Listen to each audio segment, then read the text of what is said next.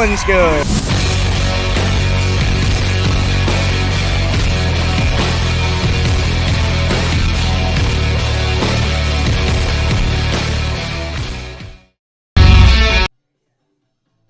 And welcome Warrior fans to Dr. C. Keith Connor Field in beautiful sunny Central South Carolina, home of Southern Wesleyan baseball. I'm Matt O'Banny, and today I'm joined by Andrew Baxley as we bring you coverage of this non-conference game between the visiting Mars Hill University Lions and your Southern Wesleyan University Warriors. Coming into this game, your Warriors have the overall record of 5-17, 2-6 on their home turf. And the visiting Lions coming into this game 8-14 overall, and when they're on the road, they're 3-13. Andrew, what are you looking forward to from the Warriors in today's game? Well, first of all, Matt, it's just good to be back here alongside you in the booth. But for baseball, for our first baseball broadcast here of the season, like you said, this non-conference matchup against Mars Hill.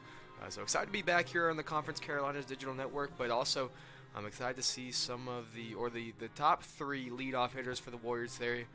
Some of the bright spots in their offense: Jason Cutley, Marty Grisso, and Cam Mitchum. Cam, who is leading the team in both homers and RBIs. I'm excited to see him play, as well as the rest of this Warriors team, and just sort of get a feel for how their season has started. It hasn't been the best in terms of record, but certainly there are some things that they're doing on the field that they want to continue to do a good job of, and hopefully get the win here today.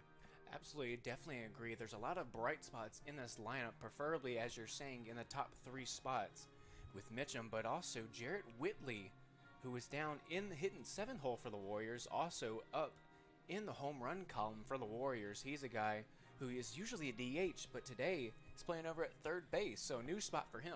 Yeah, and that's funny you mentioned Jarrett Whitley, but Jarrett Whitley went to the same junior college as me, and he was a monster player for us, but he actually played outfield. Wow. For USC Union, as well as five other former Bantams that are of last year. There's actually 7 total former USC Union Bantams that are now on the SWU team. But yeah, Jarrett Whitley last year for USC Union, 13 home runs and 38 RBIs. That was both team highs.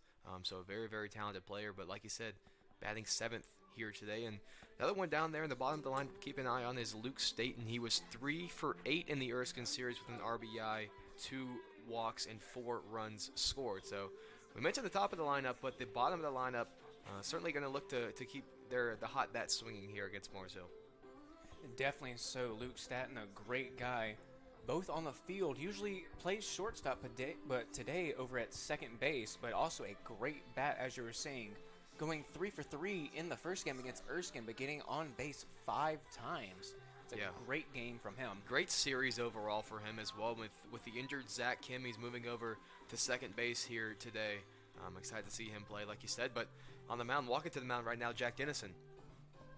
It's a great guy coming into this game. Not a lot of starts for him, actually none on the season. Has had 3 appearances so far. Just 2 innings pitched, though. Has given up those 3 hits, the 2 runs, just 2 runs, not that many. And teams coming in hitting .375 against him. So the freshman lefty trying to come in this game and shut it down against Mars Hill. Yeah, certainly excited to see him pitch for the 4th time here today. Like you said, against this Mars Hill team. Mars Hill, solid top of the order as well. And something that we noticed in this lineup, Matt, that not a whole lot of teams have. That's a first baseman leading off. Yes, it's one of the first times I've ever seen that, especially in college baseball, but just in baseball in general.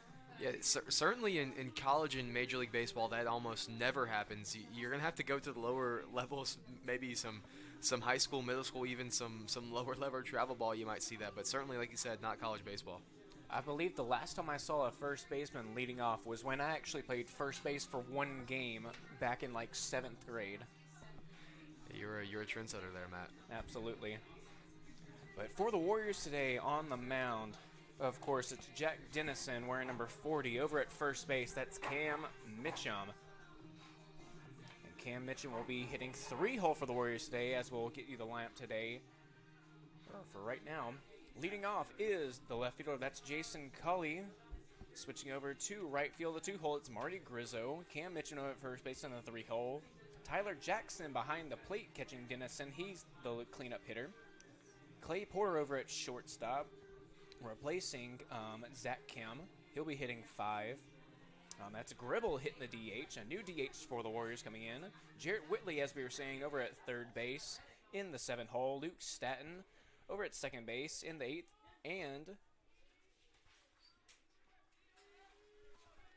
Connor Trow in 9th. Yep. And like I said, here's that first baseman now, Zach Weaver, leading off for Mars Hill. 256 on the year, 5 homers, 11 RBIs.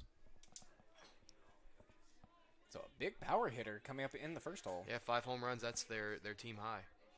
Takes a big hack at the second one, moving that count to 1-1. And Dennison being a freshman, not having a lot of starts on the year. So a fresh face for the Warriors. Dribbles that one. Can't get a glove on it. So that'll go down as a base hit for Weaver. Yeah, really well hit ball there by Weaver. Got one that he liked and just sent that one just past the outstretched glove of Jared Whitley out there at third base into left field. So it's a leadoff single coming from Weaver, and that moves into the 2-hole. That's Yount coming in. Yount hitting that 250 mark. 21 RBIs though. That's 21 RBIs. 6 higher than the next or the second highest RBI leader for Mars Hill. So certainly a guy that's going to want to try to drive in or at least get Weaver to second base. I mean, that's what you want your 2-hole guy to be. Yep. You want a guy who's got some pop, but also a guy who can move some runners around. Yeah, overall, it's a really interesting lineup construction because you talk about Weaver leading the team with the five home runs, but he's only got 11 RBIs. So it sure feels like a lot of those are probably solo home runs. But if he does get on for a single or the double, here is Yount coming in to drive him in. And Dennison trying to go for that lefty pickoff move. As we were saying, the freshman lefty. You see that lefty move a lot, just a little simple step over to first base. So it's causing a lot of those base runners to get a little small lead, as you see Weaver over here. But now stealing that one, as that's one hit over third base. That one's safe. But Weaver will be thrown out at third, trying to stretch that one. Yeah, really good heads-up play there by Mitchum, and good job by Whitley. He didn't catch it cleanly there off the bounce, but didn't drop his head, got right back in front of the base, and made the play to get the first out of the inning. So that's a great job for the Warriors now with 1 out now in double play opportunity territory. Yeah, Dennison certainly would love another one on the ground. He's 2 hitters so far, both of them on the ground, but maybe the Warriors can try to turn 2 and get the freshman out with a very quick inning. And Alex Noran stepping in is the 3-hole hitter. Noran 307 on the year. That one's in the dirt. Jackson won't be able to pick it up in time. So not a stolen base for Yount, but just a little wild pitch that got away from Jackson. But we'll move him over either way. Count 1-0 to Noran. Second pitch to him goes inside, also in the dirt.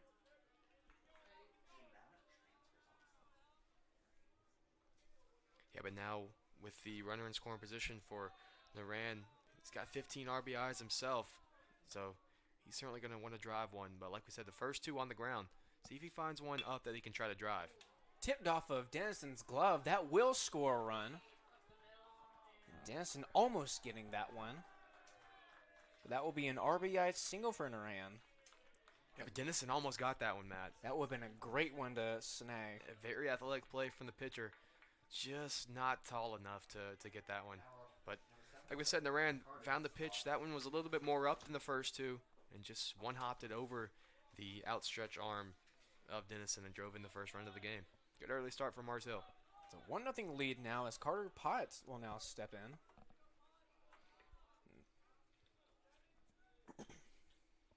Carter Potts hitting that 294 mark through his 68 at-bats. Has 20 hits, so he's up there in the hit mark. Has 6 doubles on the year. So he'll be hitting the cleanup. That one can't find the zone either. Moves to 2-0.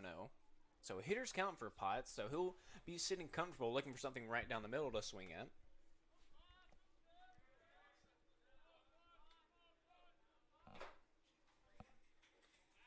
As we'll see a pickoff move come from Dennison, but Noran back in easily. Not much of a play there, just making sure that Naran can't get too much of a lead off and try to challenge the arm of Jackson behind the plate. Yeah, it's really just trying to keep him close.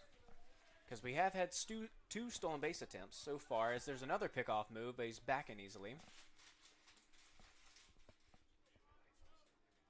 That has been a hard part for the Warriors so far of those pickoff moves, getting a little too aggressive and making a wild throw over there where Cam Mitchum can't get to it. But he will deliver now, as that one's hit into shallow center field, and that one will be caught. So now 2 down for the Warriors. Yeah, but really the first Mars Hill swing that wasn't on the ground. That one, most of the pitches so far for Dennison have either been low in the dirt or grounders. That one was a little bit more in the middle of the zone. Mars Hill got a solid swing on it, just well hit out in the center field right to the thankful arms of Connor Trout. Little check swing come from Tay Gilbert, who is the DH for the Lions today. And he'll be coming in hitting .310 on the year in his 42 at bats. He has 13 hits through there, just has the 1 double, also has 2 home runs on the year. And watching him in warm-ups, he did send a few over the wall.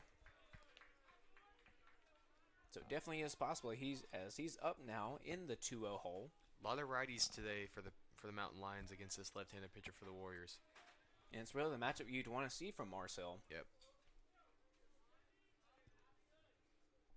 So 2-0 count. Denson delivers outside, goes the other way with it, but that'll be foul.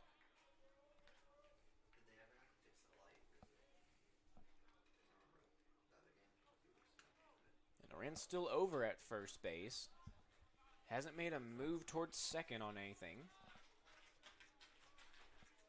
Still has an honest lead. That one gets inside, but drove him the other way. Caught in foul territory. That's Marty Grizzo for the 3rd out.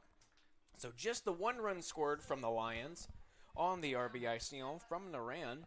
But other than that, no other damage done. So first up for the Warriors coming up, as we said earlier, it's Cully, Grizzo, and Mitchum. The big 3 guys come in from the Warriors lineup looking to do some damage here in the bottom of the 1st inning when we come back. Diamond T Promotional Gear is just a family-owned business that provides screen print, embroidery, vinyl graphics for cars and banners.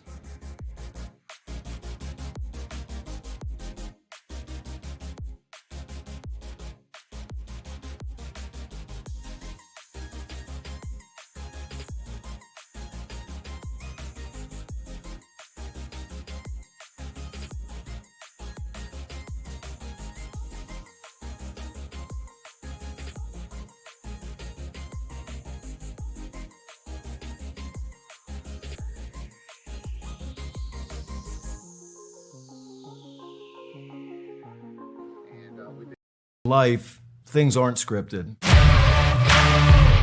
If you're an athlete, we need people like you and translate those skills to officiating. You can get a lot out of it. It happens in every town, in every game. We never have a perfect game, but the rewards always outweigh the negativities.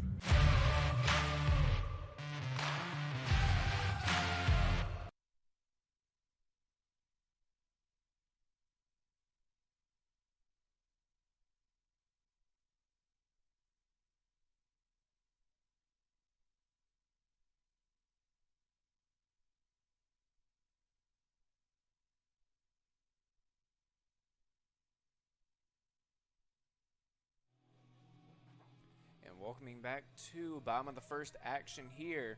Your Warriors now trailing 1-0 to the Mars Hill Lions. But coming up now, leading off for the Warriors, it's Jason Cully who will step in. And he'll be facing the right-handed freshman, number 37, Landon Moore, coming from Mars Hill University. He's coming into this game only with 2 appearances, and none of those being started. 2 appearances, 2 innings pitched, so not a very long-term guy here for Mars Hill in this game. Chance for this Warrior team to get back on the board here. They love a hot start from this top 3. His first pitch swinging at a great glove. And a great pick as well. Wow. That was 2 terrific plays. Absolutely. That was Yount making that play over there. What a great play from him. Man. Scoop as well, though. Scoop from Weaver. I mean, those were both 2 really, really impressive plays for Mars Hill. A really well-hit ball from Cully. Certainly saw one he liked. Absolutely. On the first pitch down the middle in zone 1. You got to hack at that. It's a great swing from him. Yeah. Just even greater play. So Marty Grizzo showing bunt on the first pitch, but pulling it back in time.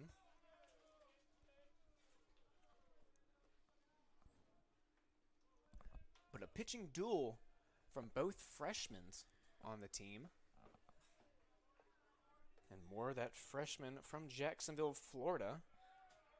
That's what you get with the opportunity of midweek stuff. Just try to get a freshman, maybe has a good performance and can earn his way into the weekend rotation.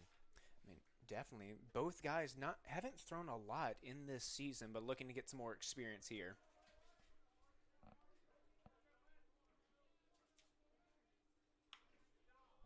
That one fouled off, moving the count to 2-1 to Grizzo.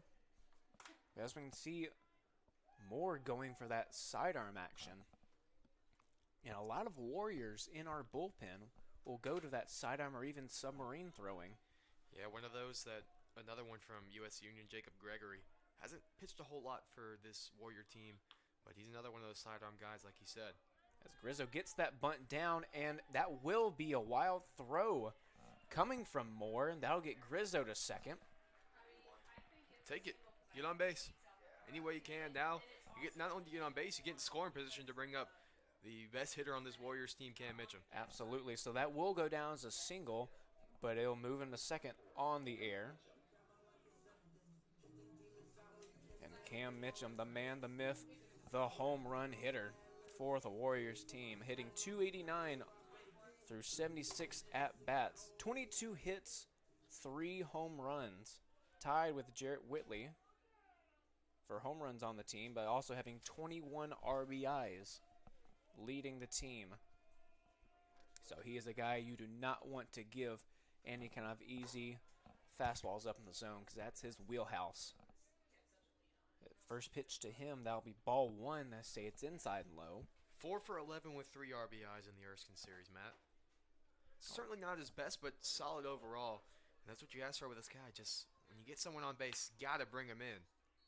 As that'll get past.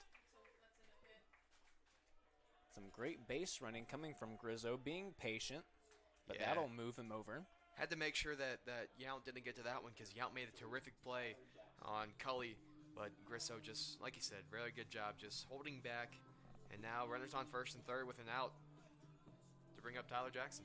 Back-to-back singles for the Warriors. Now runners on the corners. Grizzo in scoring position. Good start from both offenses. And now Mitchum only has 1 stolen base attempt on the year. Was not successful in that attempt. But we might see something from him here to put both runners in scoring position. First pitch to Tyler Jackson, who is behind the plate for the Warriors today. First pitch to him is strike 1 called.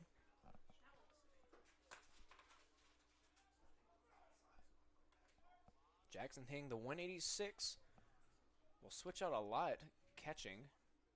With, of course, a good many catchers on this Warriors team. And they've rotated them a lot so far this season. Just trying to find that one consistent one behind the plate. And usually, depending on the pitcher, it is about preference. Yeah. But right now, if you're the Warriors, you care about winning games. As Jackson goes opposite field, that will get down for a single. And Grizzo will come across the plate and score. There we go. Great start so far to this Warriors offense. Just one out and still another runner in scoring position already. So 3 hits back to back to back for the Warriors team, still with 1 out. And 3 hits, and the only one that wasn't a hit was a very well hit ball by Jason Cully, the leadoff hitter. So these Warriors are seeing Landon more well so far. It's a great job by the Warriors even out this game very early on. As now Clay Porter, the shortstop, coming in, shows bunt. Warriors playing some small ball. Porter not successful there, but it's a sac bunt. Yeah, perfect sacrifice bunt right there. Absolutely. And now a big spot for Chase Gribble. And Chase Gribble, as we were saying earlier, in that DH spot. 0 for 8 so far this season, but 2 runners in scoring position with 2 outs. So really important at bat for him.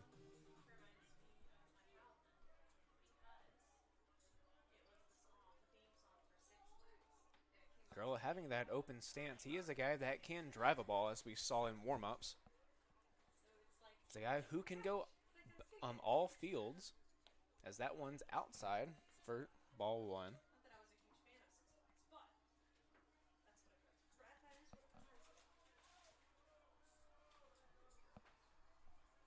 Yes, but would be a great spot for him to get that first hit on the year.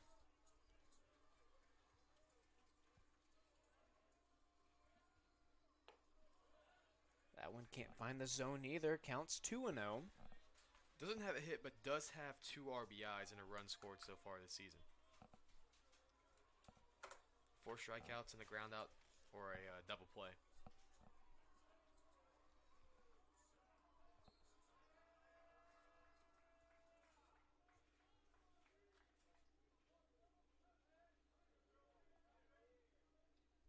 Count to him. Moore delivers. That one's hit. Possibly in the gap. He's racing over to it. That will be caught. So that will be the 3rd out, but a great hit from Gribble. And Warriors now tied 1-1 here.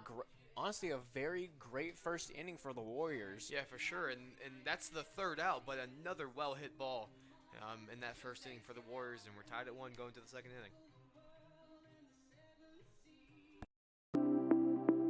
Located in downtown Central, Rails 133 has something for everyone. With menus and specials designed by our chef, Trent Kane, our select can only be best described as upscale Southern comfort foods. Chef Kane uses only the freshest, locally sourced ingredients that have made Rails a destination spot. We offer theme nights, chef specials, daily specials, and our famous Meat and 3 on Sunday. Come visit Rails, dine in our lighted patios, or in our railroad-inspired dining areas. Rails 133, where memories are made every day.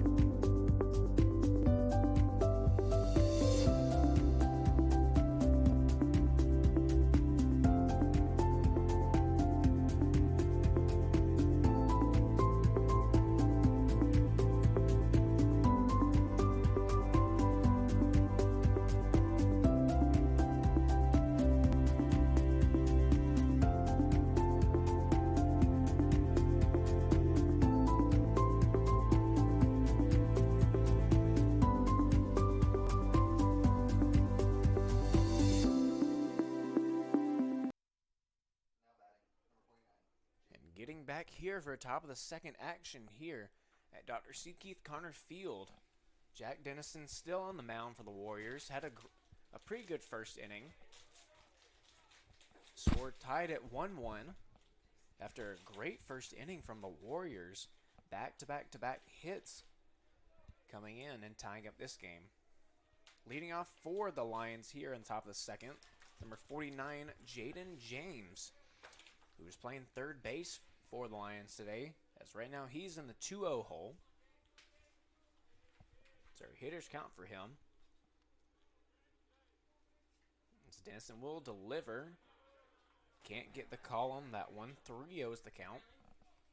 So just looking to not even swing, probably even having the red light right now.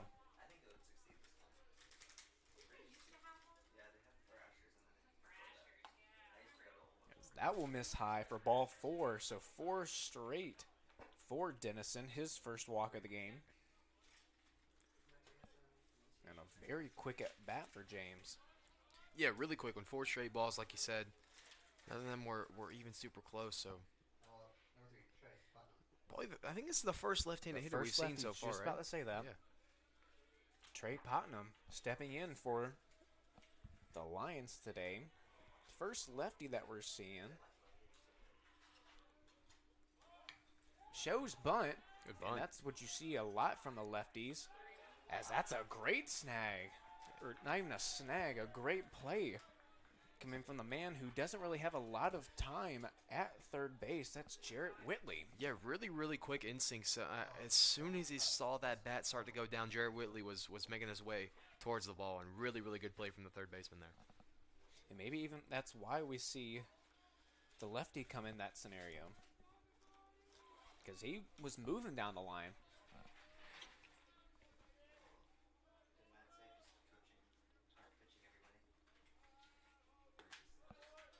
Good pitch. Good first pitch there. Finding the zone, definitely getting in. Stepping in for the Lions is number 55, Preston Holcomb. Holcomb coming into this game looking for his first hit.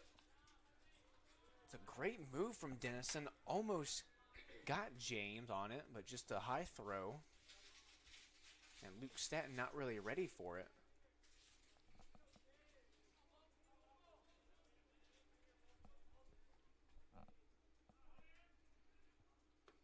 A great breaking ball from Dennison to move it to 2 for 0-2.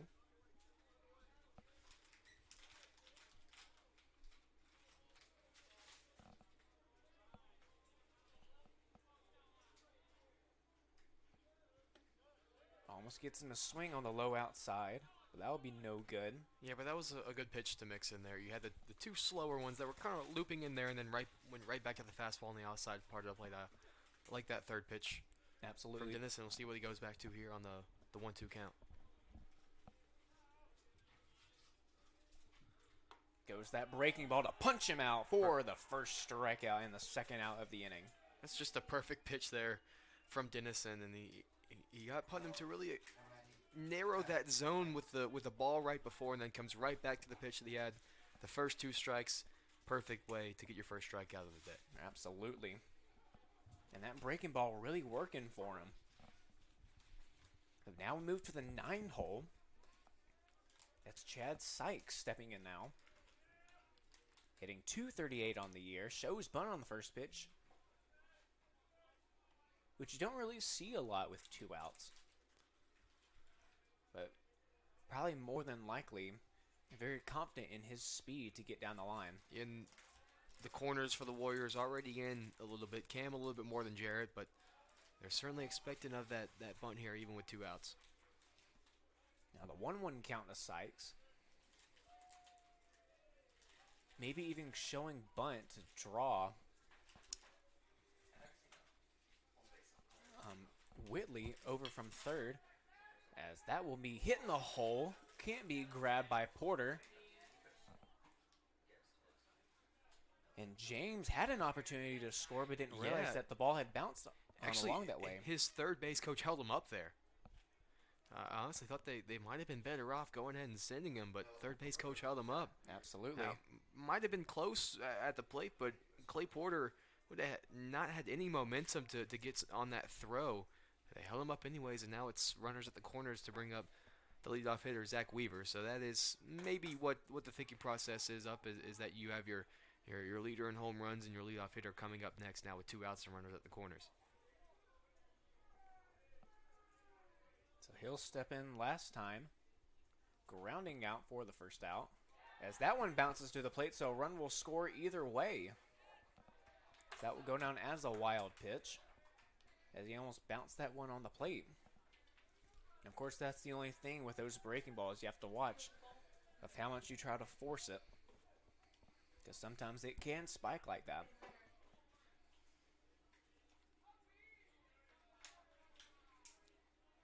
So it will be ball 1 to Weaver, as now a runner in scoring position is Sykes at second. Breaking ball again, hit over to Whitley for the third out. So it's a great job of getting that third out, but you'd wish you could have that wild pitch back to keep this game tied. But unfortunately for the Warriors, now down 2-1. If they can have another inning like they did in the first and tie this game up, it would be great for them. And we can see if they can do that when we come back with Jarrett Whitley leading off for the Warriors.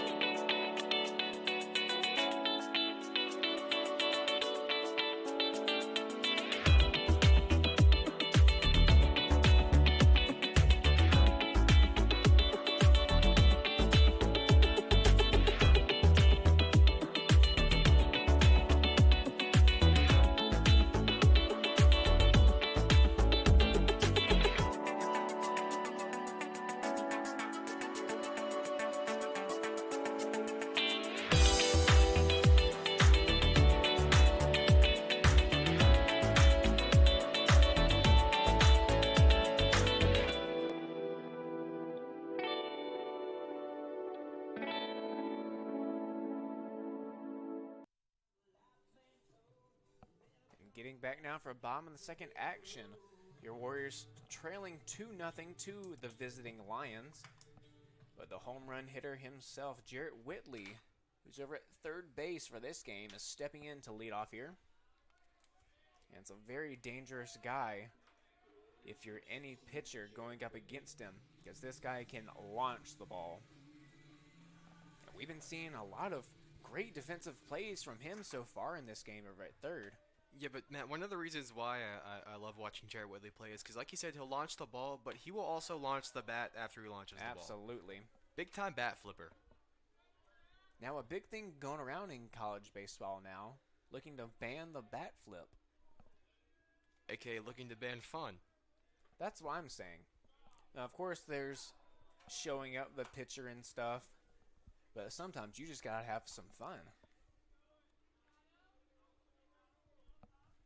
So right now, the 1-1 count to Whitley.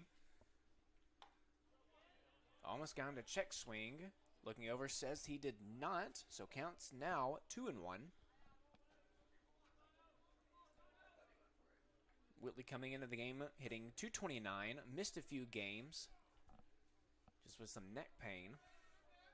But coming back, looking better than ever as he tries to launch that one opposite way, but that goes foul, moving it even at 2-2. Yeah, and Matt, the injury was a little weird because it wasn't even like it was something that happened in the game. It was just, he said he woke up, he just woke up funny one day, and I guess that's sort of the human body is when you're such, even when you're a college athlete, you still have to do normal things sometimes, like sleep. And he just woke up funny one day and ended up having to miss a couple games for the Warriors, which is a big miss for them because he had been their main DH for most of the year, and then today stepping in at third base already made a nice play over there. Absolutely, and unfortunately, it's just being a human almost. Just don't be a human next time, Jared. That'll be ball 4, and that'll put Whitley over at first base. Yeah, really good eye there on the 3-2 pitch.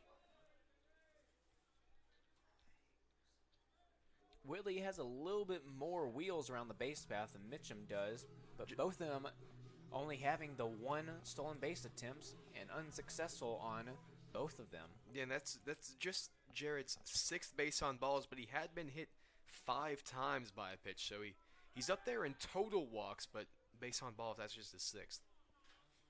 And Whitley looking like he was getting a very big lead right there, and Moore having to pick over, and fortunately for Whitley, he's back in safely. There he goes. That will be a stolen base for Whitley. Yeah, maybe the call there was a bit of a hit and run for Luke Staten there, but just auto swing with Whitley in motion. But I think Jared probably would have got there safely anyways. That was a bit of a wayward pitch. Absolutely. It was a great jump off of Moore as well. A great job there, but in scoring position, that's all that matters now for Luke Staten. In the 0-1 hole now. goes opposite way, tries to get it over his head. But he will be out, so just a stepping on first base. But it will move Whitley over to third. Did the job. Did the Absolutely. job. That's all you can ask for your 8-hole hitter. But it looked like Luke, he got a good read on it, and he had the idea, just didn't hop as high enough. But now with Connor Trout coming in, all he needs a bit of a pop fly out there to get Jared home. Or a grounder, or a ground ball out there to shortstop or second base.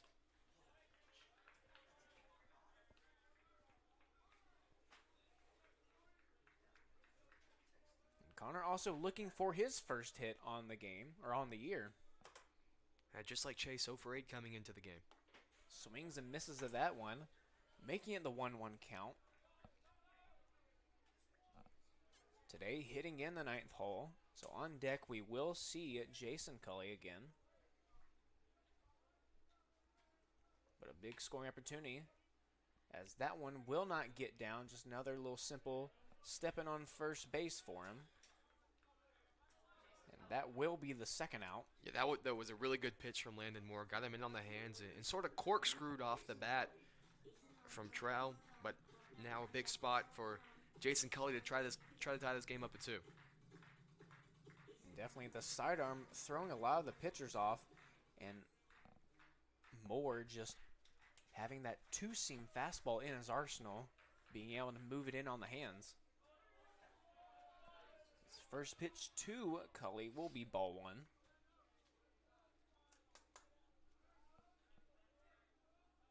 In his last at bat, hit the first pitch he saw, and it was just a great play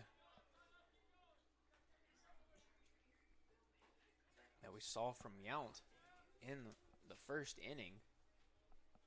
Right now the count at 1-1.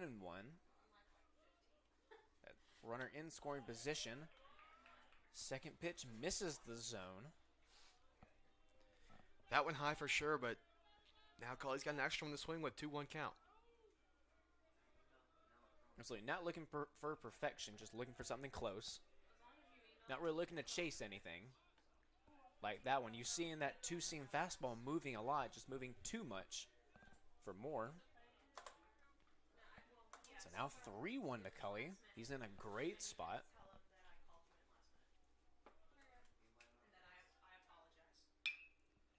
He gets a bat on that one. That's just skied out over to left field for the out. So that will end the inning. Warriors still trailing by the 1 run here. Still a very close game. And still very likely that the Warriors will get back in this game, just being down by the 1 run, as we will see Jack Dennison returning to the mound for the 3rd inning. And we will see him and the Warriors defense trying to put a stop to the Lions offense when we come back.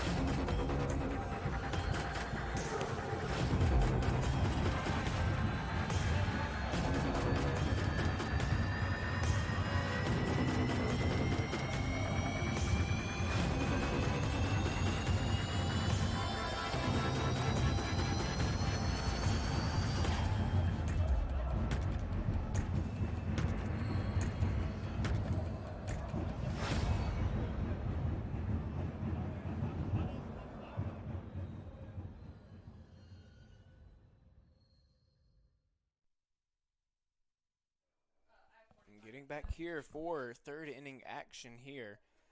Leading off for Mars Hill. That'll be the 2-hole hitter. That's Yount stepping back in. In his first at bat back in the 1st inning. had the leadoff, or the first hit for the Lions. Just got the single and ended up scoring from there. As right now, he's in the 1-0. He's in the 1-1.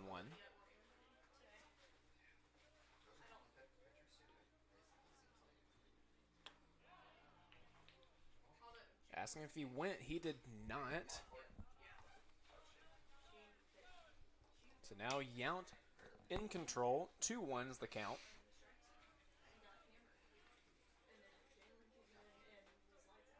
And Dennison Good pitch. going over double of what he has pitched all year. And going for his third inning, has only just thrown 2 so far on the year. Another great pitch, but a great drive that'll go foul on opposite way into the greenery. Yeah, Matt, this is something I think about whenever I come to a game here, but how many balls do you think are in that little weed out there down the first baseline? I will be honest, probably not many, because you will see them coming out the dugout now. Yeah, but They will go over and get those balls, and in the weed, though? but they will not come back until that ball is found. That is the rule that I've heard. There's no way that you're finding it in there, though. Somehow they do it every time. As Yount will reach on ball 4. Moving him over to first base, and now Naran will step in. Had the RBI single back in the first inning for his only at-bat. But it is some dense stuff over there, I will say. But somehow they do it.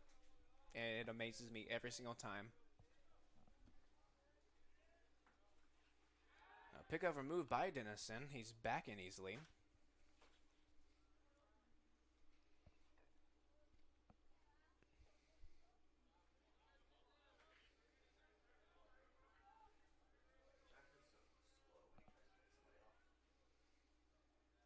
Another pickoff move from Dennison.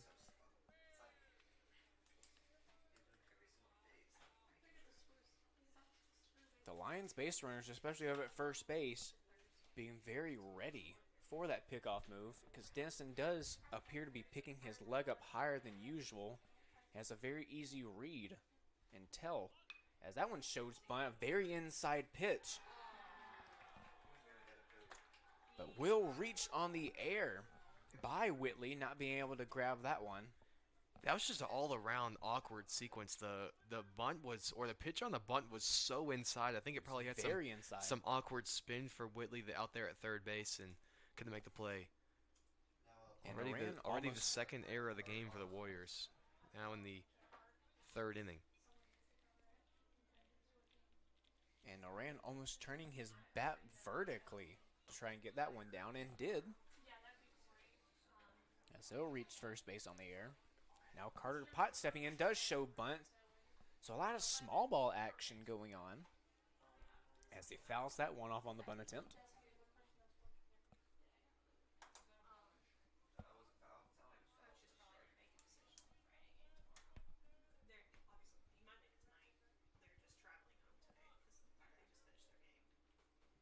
Looking to show bunt again. Oh, no. A pickoff move. No one's there.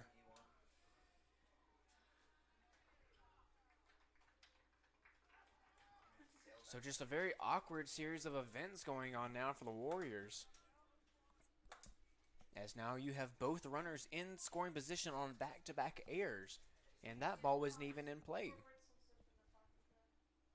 Yeah, just some miscommunication there. It looked like the first couple pickoff moves they went that Staten was out there, but no one was out there that time, and Dennison just threw it way too early. And Potts fouling that one off the foot can never feel good. But right now he's in the 0-2 hole.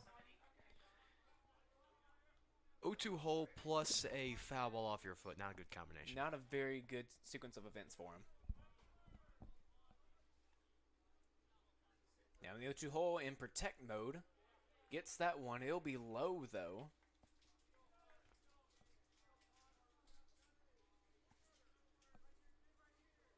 And Lions still having no outs.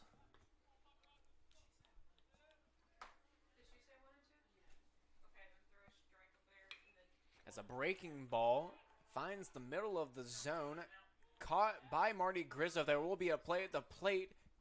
Try to be cut off by Mitchum. And that would have been a great one to grab and try to get him at third. But Naran will make it to third on the sacrifice, and Yount will score as well. It honestly wasn't a bad throw from It Cully really out wasn't. there in right field, but certainly Cam Mitchum thought that he had something out there at third base, just couldn't make the play clean enough. And now a run in each inning so far for Mars Hill, and still runner at third base with only one out.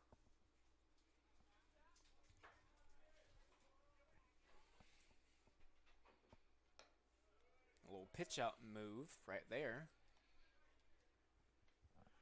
Trying to keep Naran over at third, honest.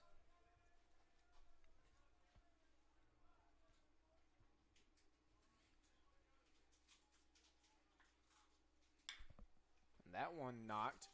Able to be grabbed, and a great play coming from Porter, but a run will score.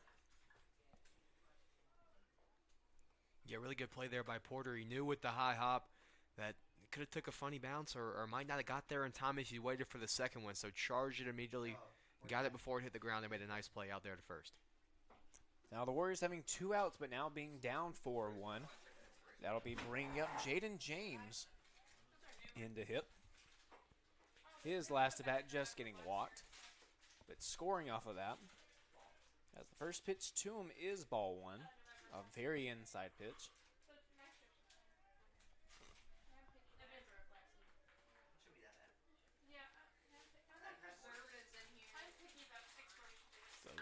And he just absolutely unloads on that one and heads up anyone in Mullinax. As we will probably not be seeing that pitch to James ever again. Yeah, he was all over that one. Just luckily enough for Dennison, it was inside enough that he couldn't get to it in time or got to it too early. Goes back to that inside fastball, no swing on that one. That was in the same spot twice, maybe it works. And we will just tip our hats to Jack Dennison. So the 2-1 count, Dennison delivers. A breaking ball, pitch. great job from him. Great pitch there. Leaving it out to 2-2. Almost freezing James on that one.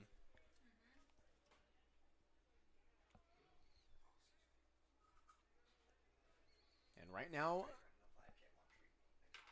Andrew, we have something that we like to do here when we have 2 outs, 2 balls, and 2 strikes. It's what we like to call deuces are wild.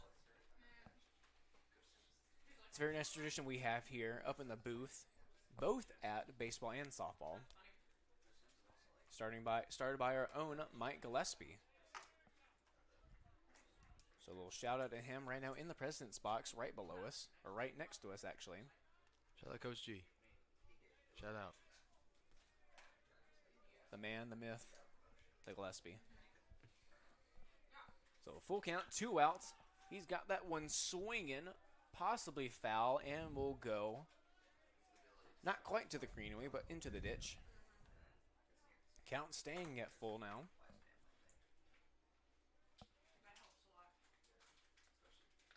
You'd like how that breaking ball is really working for Dennison. You might see it here again. But of course, anything close, James will be swinging and will unload on it. A low fastball it is for ball 4.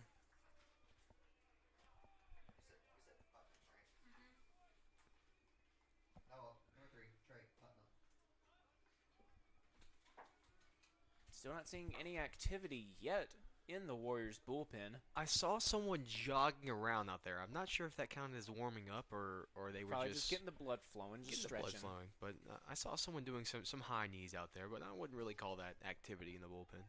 Just some high knees. Just get the heart rate up. As there's a stolen base attempt for James. Will get in there under the tag. It will look like that Porter did miss him on that one. Matt, I would like to use my challenge on that one. It did look like from my angle at least that he slid around.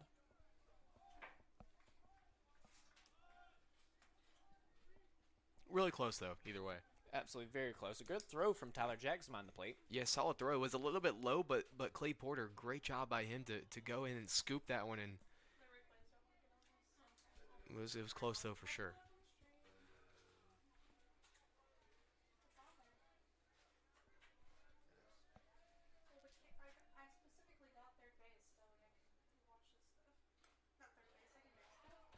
Gets a swing on that one, but fouls it off.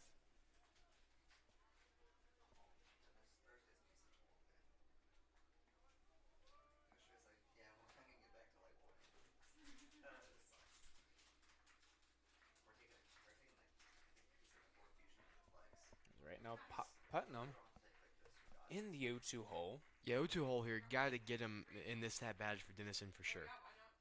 Breaking ball tries to go the other way, but into the hill. Skipper out there. 0-2, 2 outs. Already the runner in scoring position. 2 runs so far in this inning for Mars Hill. If you're Denison, you really want to try to get this guy right here. And lefty on lefty matchup as well. And the This is 0-2 your hole, guy. you can throw anything at him, and does with the high fastball to get it by him. For just his second strikeout in the game, but that will end the inning. And a very productive inning for Mars Hill, being now up 4-1 in this game. So Warriors looking to get back into this game with a great bottom of the third inning. We'll see if they can do that when we come back.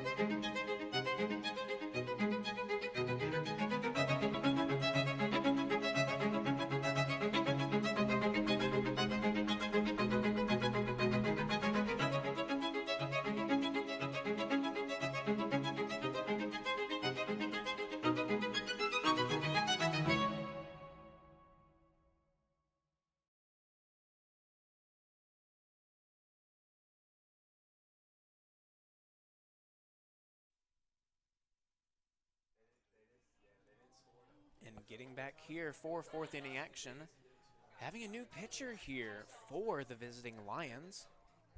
That'll be number 43, as we're getting some information on him right now. That's Dustin Dunlap coming into this game.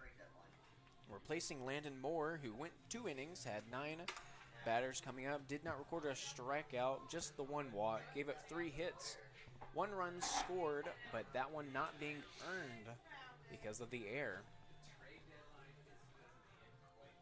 But Dunlap coming into this game,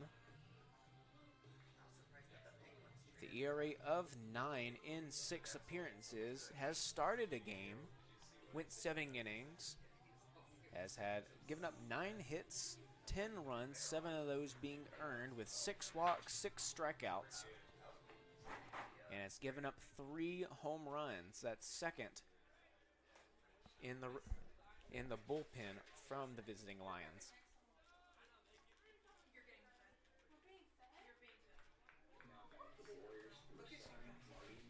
And the first batter that we will see coming from the Warriors dugout is the 2-hole hitter, Marty Grizzo,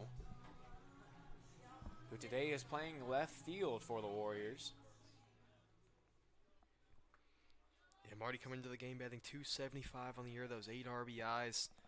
Love for him to get on base here with that middle lineup coming up for the Warriors. Absolutely. Got on base in his last at-bat with the single and ended up getting to second base off of the air.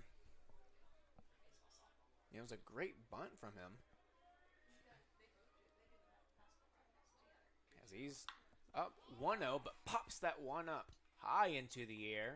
Left fielder's under it and caught for the first out.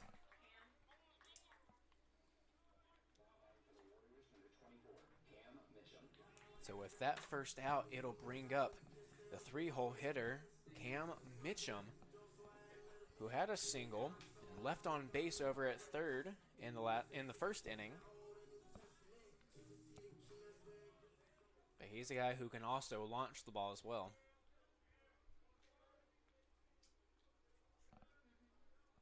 First pitch swinging to him.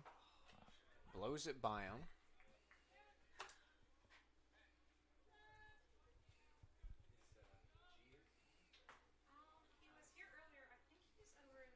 Mitchum having those 21 RBIs, has been walked 10 times. It has the 19 strikeouts, leading the Warriors lineup here, but not by much. You 19 strikeouts for Cam and then 18 for Jarrett, but also those are your two guys that lead you in home runs. So you take the home runs with the strikeout sometime with these power hitters. And putting them in the lineup and them crushing a homer over the wall, definitely worth it. As he's in the 0-2, tries to get him to chase it something high, but it's 2 inside.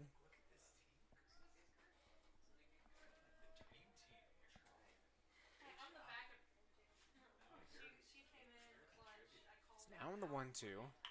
Gets him swinging, but just right to the second baseman. That's Carter Potts over there. Just a little easy grab, didn't even have to move, just putting up and squeezing the glove. So 2 very quick outs for the Warriors now. Now brings up the catcher, that's Tyler Jackson, who also had a single in his first at bat. But now the Warriors down 2 outs. A breaking ball, first pitch doesn't find the zone. Called low for ball 1. And Jackson, a guy who had a very slow start to the year. There was a point in time where he was at the bottom for batting average wise, as there's another breaking ball to Jackson, but that one finding the zone, leaving it to 1-1. Yeah, Matt, looks like we do have someone warming up out there in the bullpen now. It is a righty. My eyes aren't good enough to see that number when he turns, but there is a right-handed pitcher out there warming up for the Warriors, as they're in on the offensive end right now with Tyler Jackson. 2 outs, 2-1 count. Up the middle, but grabbed, and just a great play. Quick inning. A very quick inning, 3 up, 3 down. And just a great play coming.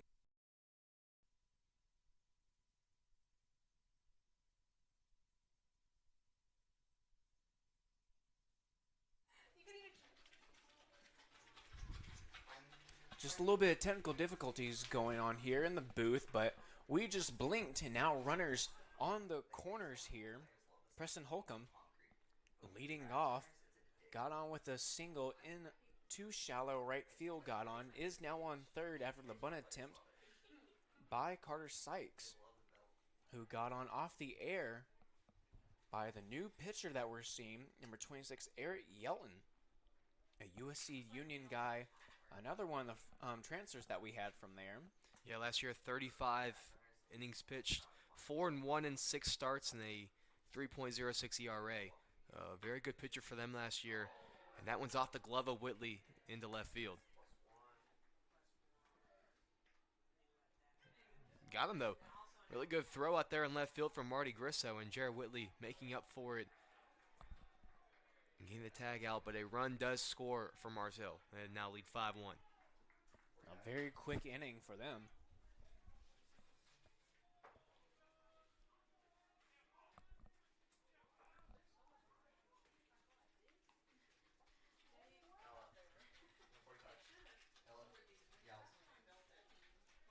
So Alec Yount now up to plate for Mars Hill, looking to extend this inning here. Now they lead 5-1, still the 1 out. And a double play opportunity for the Warriors here. As first pitch to him is in there for strike 1. And Yelton, a guy, he has 6 appearances already in a great pickoff move, but couldn't be held on by Mitchum. A very great move from That was Yelton. really good. Thought he had him at first for sure. Absolutely. But Yelton, the guy who is usually one of the Warriors' main starters, having 6 appearances, 6 starts on the year. So this is the first time that we see him coming out of the bullpen. Yeah, but we sort of had that feeling with the lefty freshman Jack Dennison, and maybe he was just an opener. Try to get him through 2. They ended up getting him through 3, and now they bring in Yelton, who can go a couple innings for sure, and sort of get you to the later stages of the game and get you into that deep part of the bullpen.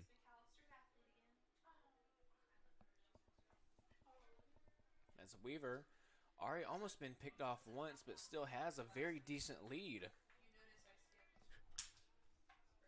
As Yount is in the 0-2 hole right now. So protect for him.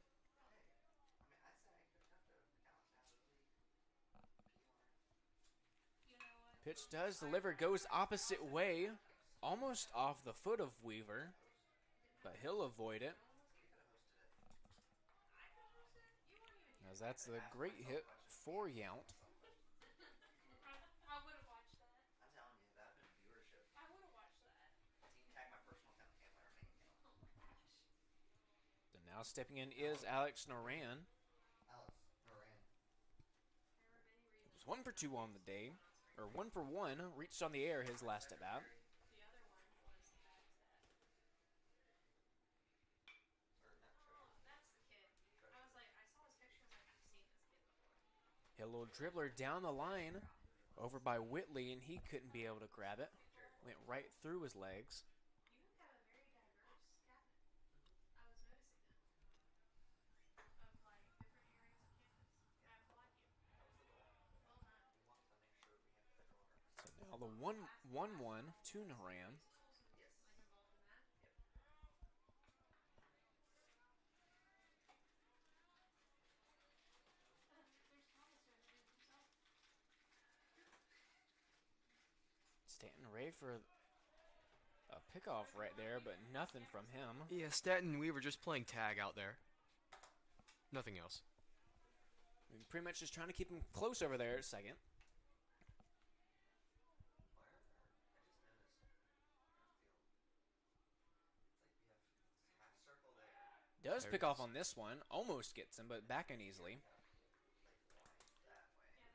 I think Weaver's it now. I think Weaver's it. I think so, absolutely. Oh, there are. Actually, I think they're even. I just don't think we can tell because of the shadow. The 1-2 count coming from Yelton. I think it is even. A great secondary. But Jackson chooses to go to second. A great save and some Luke Statton just showing off the vertical over there at second base. But stolen a double steal and both safe from Weaver and Yount. Some good athleticism from Luke out there at at second base. And a great breaking ball from Yelton, but just 2 outside for him. So count is full at 3-2.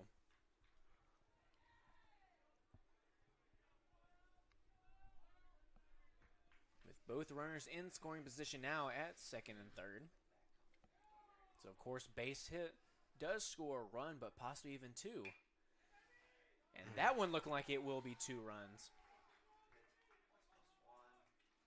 So right on cue, score is now 7-1.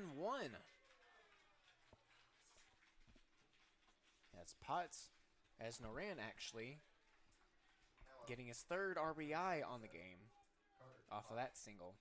It's only the one out there. They're certainly seeing Eric Yelton well so far out the pin for the Warriors.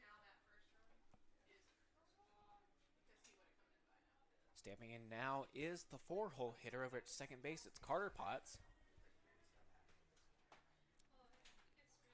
Had the sacrifice fly in his last at bat.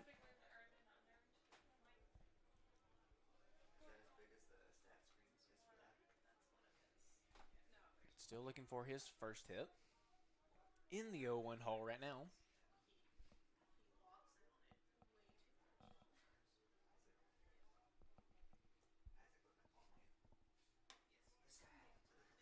That one a great pop, but no good. 1-1's the count.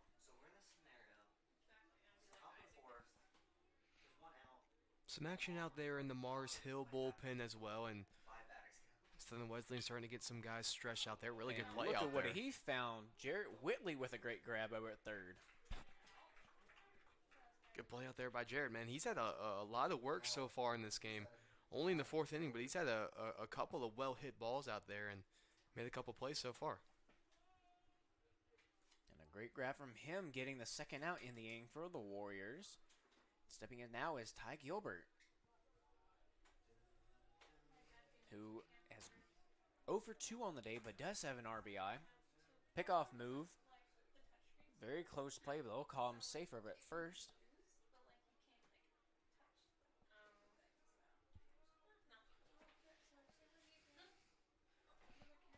Another pickoff move. Not so close that one was.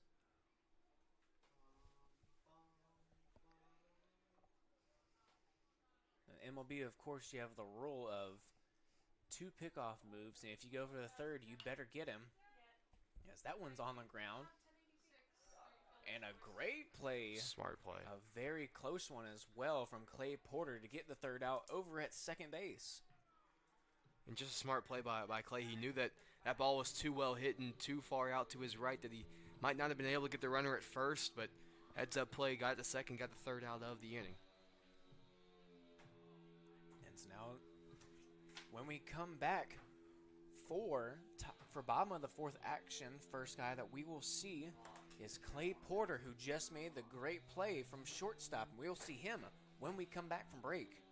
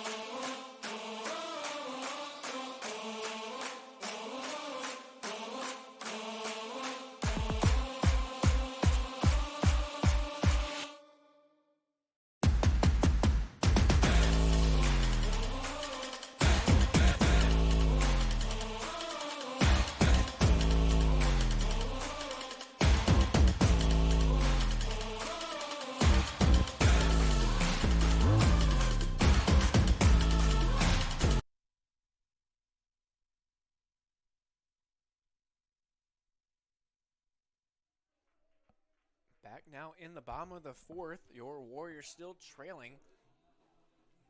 Now it's 7-1.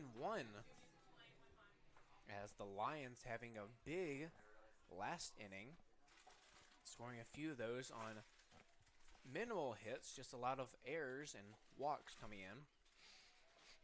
But the Lions really seeing Eric Yelton, who came in. But now a new pitcher coming in for the Lions is number 6, Donald Gorgie. And first batter that he will be facing is the shortstop, Clay Porter. And Clay just made a really, really good play to end the inning, and now he's up leading off for the Warriors here in the fourth, but some very bright yellow cleats from Donald there. What are your thoughts on those, Matt? Very distracting, especially for a batter. I mean, you see MLB players like Marcelo Zuna and even Ronald Acuna wearing those bright yellow colors. So, just probably trying to match the energy. It's a little bit of swagger for him. Shout out to Ronald. I hope he's having a good day today. As a Red Sox fan, I disagree. He never did anything to hurt you.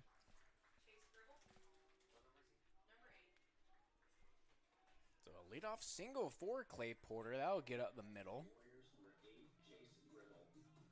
So really what you wanted from Clay Porter, a great play and a great leadoff hit. Now stepping in is Chase Gribble. The DH for today for the Warriors, just the one at bat so far. And flew out to center field. Over in shallow, getting close to right center field. But he'll step back in with Porter on first, looking to move him over and possibly even score him.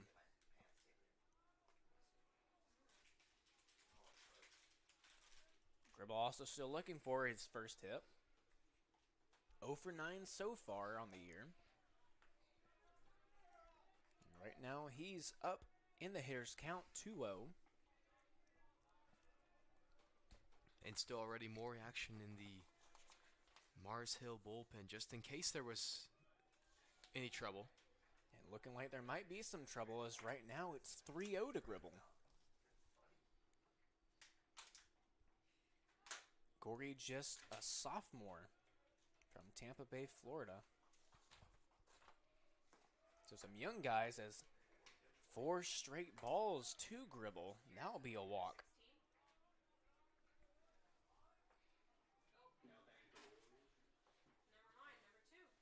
As we will see a new batter actually coming in for the Warriors. That's number 2, Christopher Hund, stepping in now.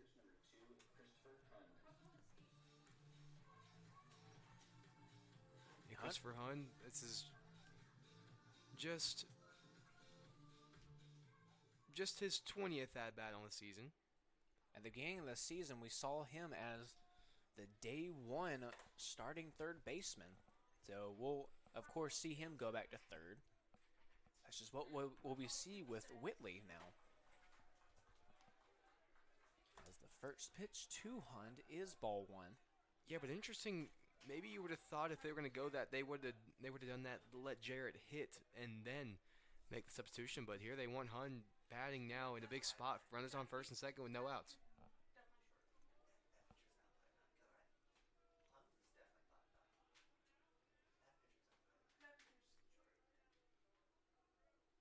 Shows bunt, pulls it back in time. So now the 6th straight ball coming from Gorgie. Of course, trying to find the zone, trying to dial it in.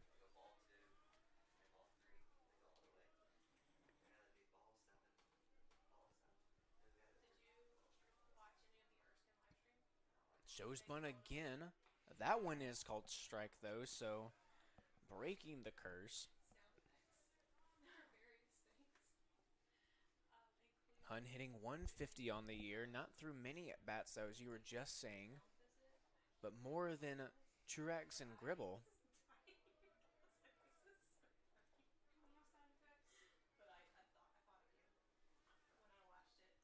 So the 2-1 count to him now. Shows bunt again, that's outside. 3-1's the count.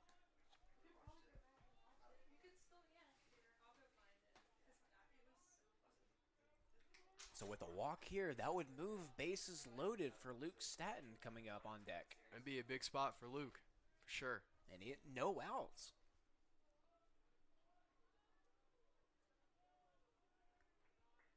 So 3-1 pitch coming now. We'll see what happens. That one in there, of course. It's just that fastball in zone 1. Moving that to full count. Yeah, Hunt thought that one was outside. He already put his bat down and started making his way to first, but umpire thought differently. Now 3-2 count. That's definitely a pitch right there. Even being up 3-1, that's one right down the middle you got to swing at. Swings at that one, looking like same location. Count stays at full.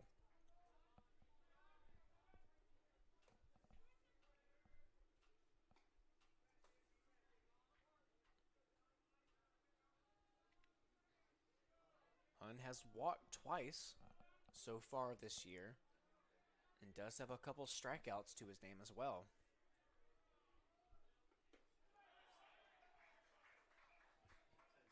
Says he did not go. Catcher pointing over at first base, but then pointing over to the actual umpire over at second. So we will have bases loaded there after back-to-back walks. And we will have a meeting at the mound, looking to see if we will see a pitching change, but not looking like anything. Might just be a little simple meeting. But Luke Stanton ready to get this thing going with no outs here. Bases loaded. There's so many things you can do. Yeah, huge spot now for Luke. Just 3 RBIs on the season, but one of them was against Erskine in the weekend series. 3 for 8 and scored 4 runs as well. So now you wonder if that senior can maybe drive one in and get the Warriors right back in this game. I mean, you'd honestly really love to see maybe even his first home run on the season. You'd love to see it and make this game very close. Maybe it's a 2-run game if that could be possible. And of course, Luke Stanton, being a guy hitting for contact, does a great job of that.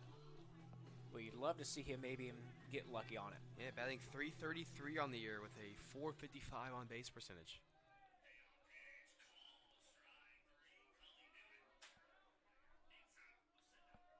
Shows bunt.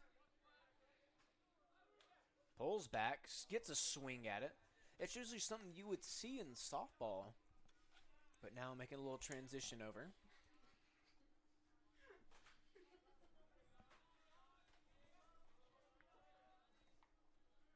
So the 0-1 count to Stanton. Swings at that one up the middle, double play opportunity. And it will be, but a run does score. That's Clay Porter comes across the plate. Gribble to third.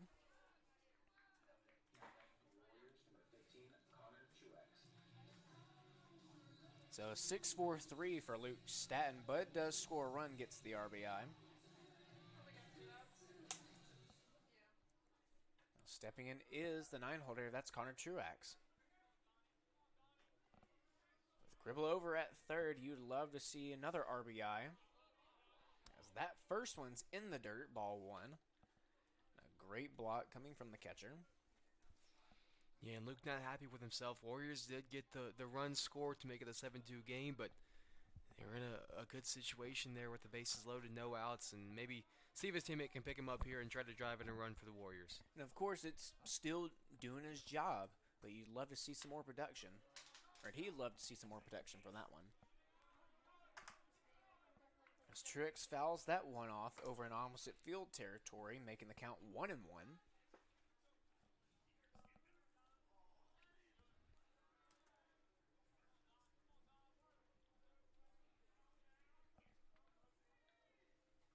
Swings at that one, just a little dribbler over at second for the third out.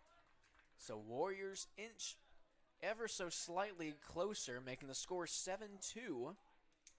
After the 4th inning now, we move to the 5th. As the first guy we will see is Jaden James, then Putnam, and then the catcher Holcomb as the first 3 batters coming in for Mars Hill. We'll see them and possibly looking like a new pitcher for the Warriors coming in.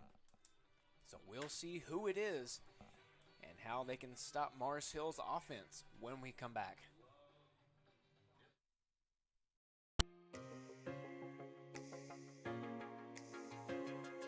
Diamond T Promotional Gear is just a family-owned business that provides screen print, embroidery, vinyl graphics, cars and banners.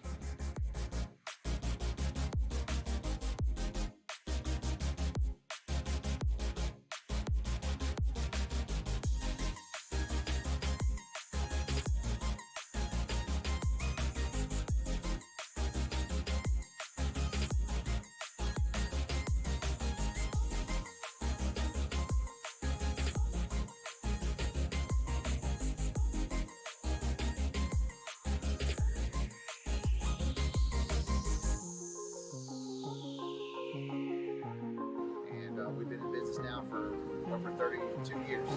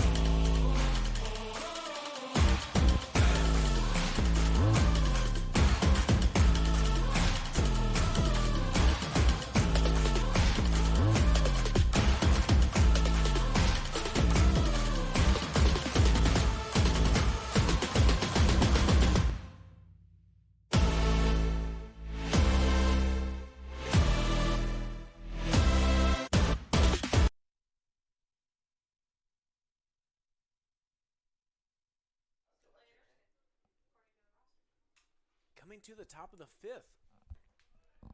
The visiting Mars Hill Lions still leading 7-2 now. Warriors getting one run back off the RBI from Luke Satin. But we will see a new pitcher coming in. That will be number 34, Garrick Schreiber. Schreiber coming into this game, a 5.4 ERA through 10 appearances, a bullpen pitcher through and through. Has had 10 innings pitched, just going the 1 inning for each of his. So it's a very short reliever as the first batter he is facing. That's Jaden James, who pops up for the first out.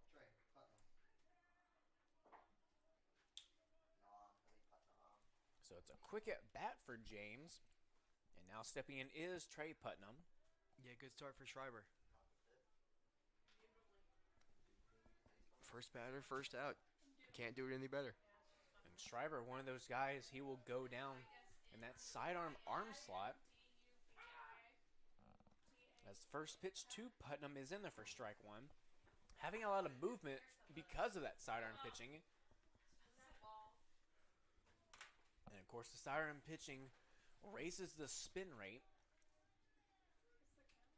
and has a lot of movement on that pitch. As trying to go in the opposite way as Putnam, but that will be going foul. So now the 1-2 count.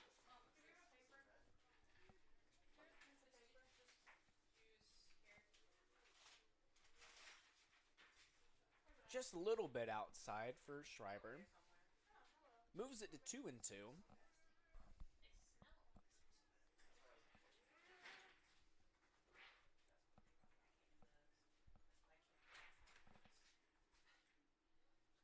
Schreiber getting his sign, wearing that armband.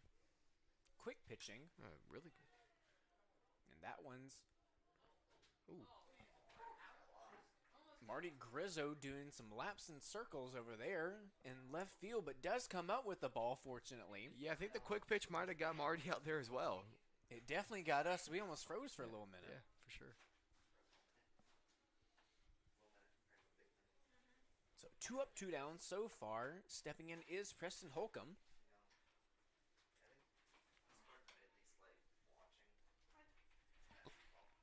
All right, I was 1 for 2 on the day. First pitch to him is ball 1 outside.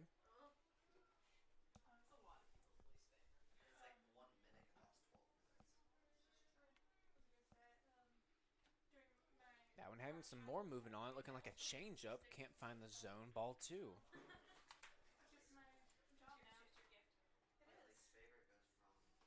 And Schreiber, the 6'1" junior, coming from League City, Texas.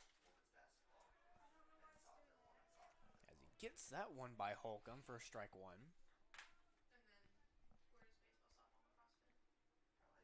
Schreiber having some velocity, having some decent speed on his pitches. It's just, as you can see, he goes to that quick pitch a lot and also having a lot of movement on his pitches. As that one's fouled off. Yeah, solid arm out of this bullpen, out of the bullpen for the Warriors today. Love for him to get a clean inning here and hold it and try to get the Southern Wesleyan bats right back up to work. Absolutely, and does that. A great inning coming from him. 3 up, 3 down, getting the strikeout to end it off. Quick inning for Schreiber, and that's what you want for the Warriors, because you can't stay out in the field too long with this deficit being down 7-2. So now back to the Warriors we go as we go to the bottom of the 5th inning. Now be leading off is leadoff hitter Jason Cully. So we'll see what he can do when we come back and if they can mount a comeback. Located in downtown Central, Rails 133 has something for everyone. With menus and specials designed by our chef, Trent Kane, our selections can only be best described as upscale Southern comfort foods. Chef Kane uses only the freshest, locally sourced ingredients that have made Rails a destination spot. We offer theme nights, chef specials, daily specials, and our famous meat and 3 on Sundays. Come visit Rails, dine in our lighted patios, or in our railroad-inspired dining areas. Rails 133, where memories are made every day.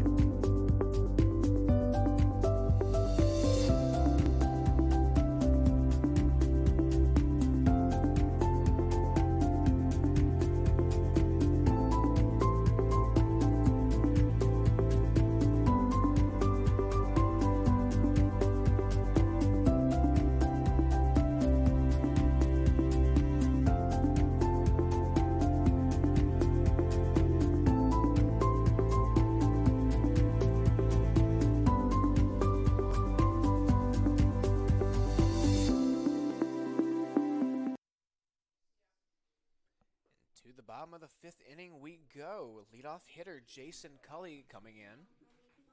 But we have a pitching change coming in for the Lions. That's number 12, Nate Chrissy, coming into the game. He comes in with a 7.71 ERA, has 2 wins, 2 losses in 6 appearances, does have 2 starts on the year, has gone 9 1/3 innings, 11 hits, 8 runs, 8 walks, 11 strikeouts. And teams come in hitting .268 against him. So left or another righty out there for Mars Hill, and coming to face Jason Cully now. See if the Warriors can get back on track. Trailing by 5, now on the bottom of the 5th, and Mars Hill always having a couple guys out there just staying ready in case the new one gets in trouble. And absolutely, and of course, the non-conference game in the middle of the week on a Tuesday, you'd want to see how many guys you can get some time with. Jason Culling showing bunt. That one a little inside on the hands, but gets it down, but foul. Count is 1-1. And Jason Culling, of course, has shown bunt before in this game. Is 0 for 2 so far on the day. But this is the matchup that you want on a righty pitcher, lefty hitter. That one misses outside, 2-1. Yeah, and for Southern Wesleyan, they got a great inning from Garrick Schreiber. Wonder if they go back to him in the 6th, because he was terrific. Got that quick 1-2-3 inning and kept the lead at 5. Absolutely. Schreiber having a 10-pitch inning.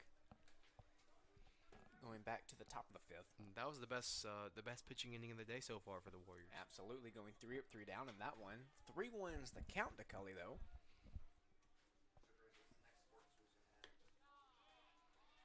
As Cully not so sure about that one, but will go down for ball 4. And coming back in is the left fielder, Marty Grizzo. 1 for 2 on the day. Had that single scored off of that one, but flew out to left field in his last at bat.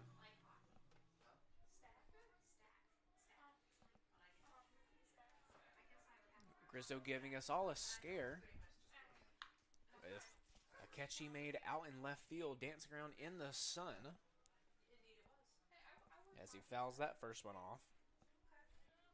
My dad is from Edmonton. Which one? In which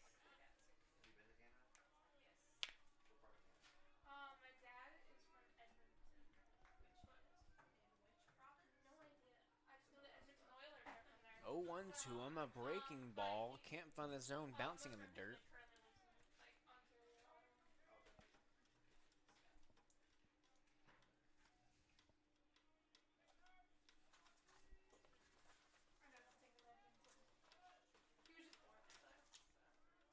Nate Chrissy being the first upperclassman, as that one's popped up in the air. Not quite the distance for a homer, but close to foul territory. And that will be foul ball. So just a long strike for Grizzo.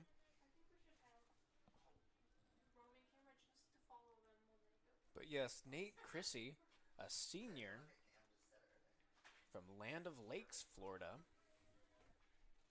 First upperclassman that we see pitching.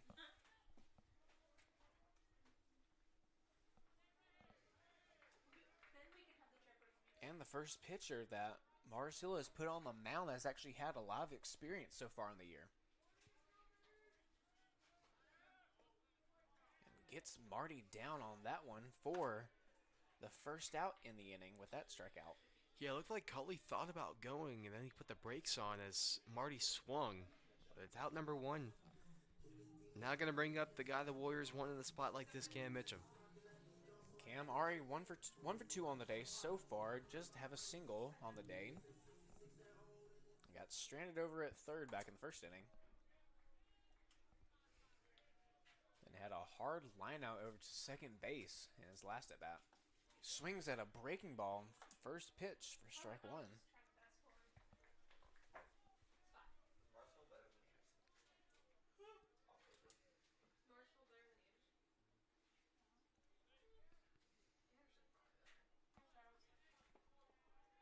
Cully with a decent lead over at first base. And he will go as that one's knocked out to center field. That'll be caught, so Cully having to stretch all the way back. It is back in safely without the slide. So Mitchum goes down as the second out. And that'll bring up the catcher, Tyler Jackson. Also 1 for 2 on the day, having an RBI single back in the first. That ended up scoring Grizzo.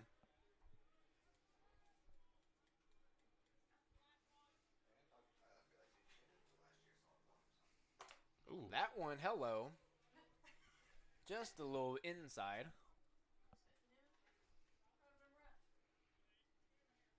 That one could have hurt. Definitely could have hurt. Usually, pitches like that inside you would take, but that one a little too close to the moneymaker. Breaking ball goes outside.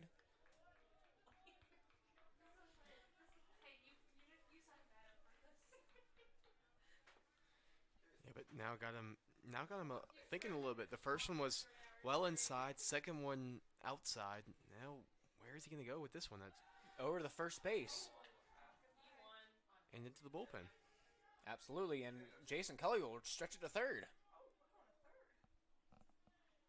So some great heads-up base running from Jason Cully. Yeah, 2-base error. Now you got a runner on third base and a 2-0 count. So here's count for Jackson. And have to be very patient with this one. Have to be very perfect for him to swing at. And a little inside, and he swings at that one. Fouls it off down the line. 2-1 is the count. Still in his favor.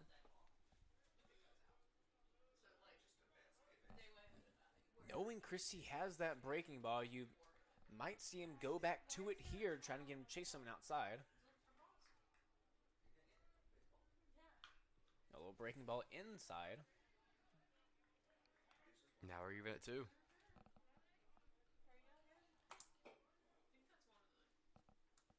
as you see here, deuces are wild. Here with Jason Cully over on third base. And Tyler Jackson trying to extend the inning here.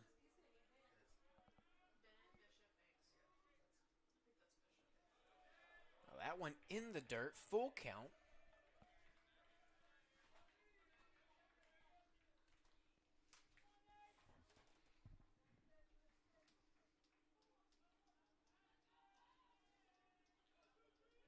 So usually with a full count, 2 outs, you'd see a base runner go, but not for Jason Cully over at third. And that one will be ball 4. Can't find the zone. And now we have runners on the corners. As now stepping in, we have Clay Porter. Yeah, really good at-bat there from Jackson. And now runners at the corners for Clay Porter. You'll have to see one maybe in the gap. And with the 2 outs, Tyler Jackson running on contact. Maybe he can stretch it in and get some runs in here for the Warriors. And Tyler Jackson does have a stolen base on the year on 2 attempts. So we might see him go here. As that one is in the dirt, and Jason Cully racing for the plate is safe. And Jackson out to third base.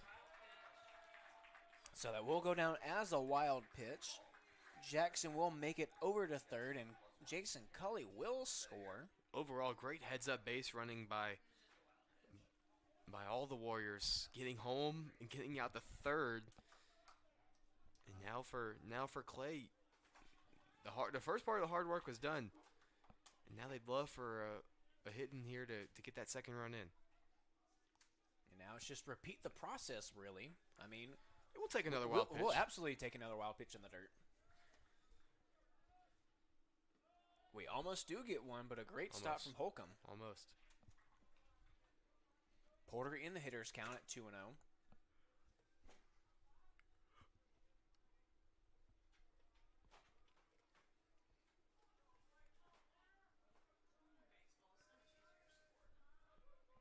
Shows bunt, pulls it back. 3-0 is the count to Porter.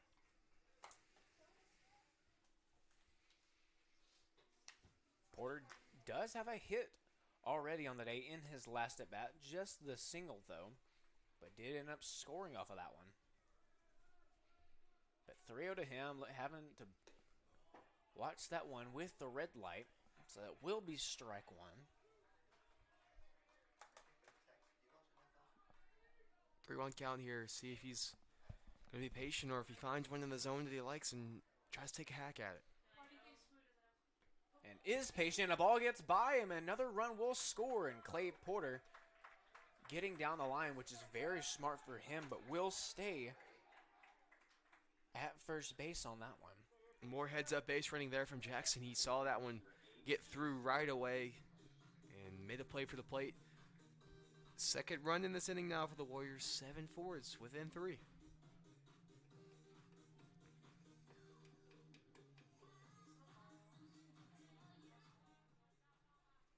And Chase Gribble now stepping back into the box. Was walked his last at bat. Runner. A stolen base opportunity is in there easily. So a great jump coming from Porter. Gets his stolen base. And having his 7th stolen base on 8 attempts on the year. Once again, right back to that runner in score position here for Chase Gribble.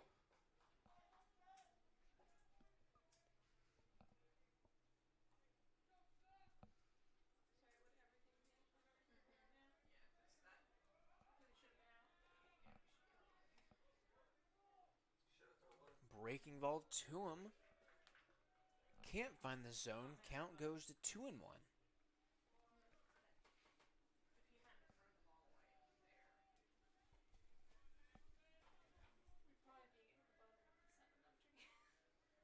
Of course, the Warriors wanting to drive in that run, and we have another stolen base. As that one's popped into the gap. Sun is a problem, but that is caught. So that will end the inning, but a great inning from the Warriors to start inching back in this game. Score is now 7-4, with the Lions still leading as we now go to the top of the 6th inning. We will be back with more action here on Conference Carolina's digital network.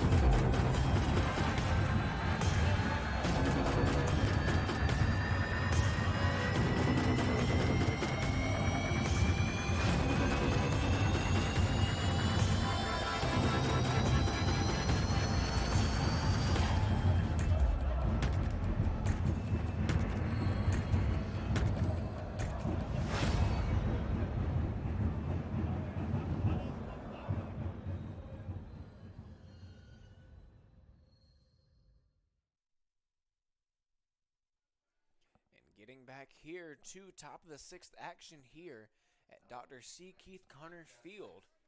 Your Warriors still trailing 4-7 here.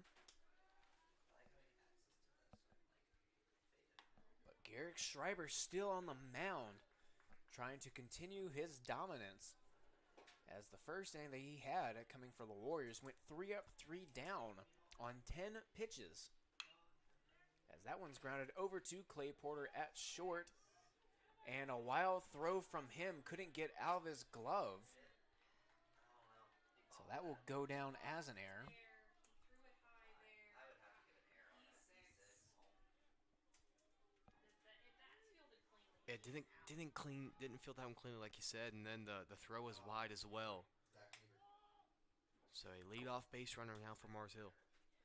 And Zach Weaver, a guy with 5 home runs already on the season. Right back up to the top of the order. Right back to the top. You got to be very careful where you have a ball placement here. As there's a pickover move by Schreiber over at first, but Sykes back in easily.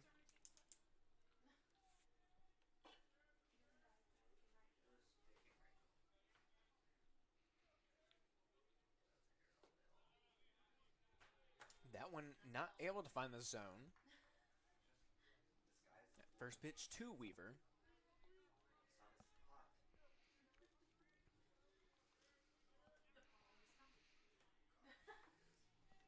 Sykes with a decent lead over at first base as Weaver rolls over that one for strike 1 foul.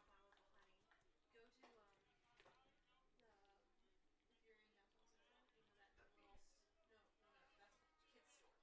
It's not it's children's stuff. Weaver all the way up on the plate. Central. You go And Schreiber with another pickover move almost gets away from Mitchum. Another thing to be very careful about is I was talking about that earlier in the game. the CrossFit place. Oh, that little like kind of shack. Runner. A runner goes. That one popped up to center field. Truex is under it and caught. Sykes does get back to first base. 45. Now 1 down, and Yount will step in for the Lions. Now number 45. Now. 2 for 2 on the day with a walk. So E-Fox on your right. On your left, right across the street. It's a renovated. And has gotten on base It's now and scored on all 3 of his plate appearances so far. Do they do card or cash? I paid with card. When I've gone As the first pitch to him is fouled off. And Schreiber's still picking over to Sykes at first base. But Sykes really hasn't made a move towards second base. Yeah. it might be worth checking. And does have a decent lead. So, and another pickoff move to him. Local honey helps me, and then that helps with the allergy medicine, so then it's like solid. Sykes does have 5 stolen bases on 5 attempts on the season, as there's another pickoff move. So, of course, now knowing that he is a base stealer, but still just has a very decent lead, as there's a 3rd straight pickoff move. Now, I believe that's the 7th pickoff move just on Sykes. As that one does get in there for strike 2. Jackson's good at framing pitches. I think that a little more. Yeah, So you go to another pickoff move.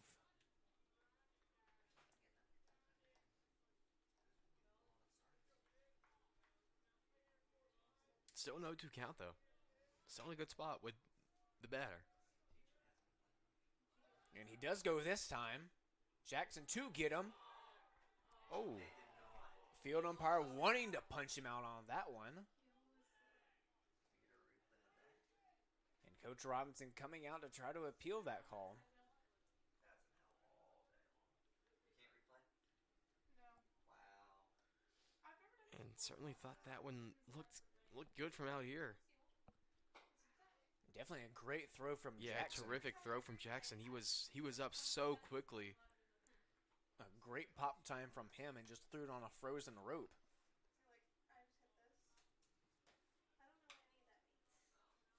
So now, of course, college baseball usually having 2 field umpires, but this one just a non-conference weekday game, so just the 1 umpire in the field. So Sykes will finally reach second base after having a pickoff move on him 8 times. He's going for third.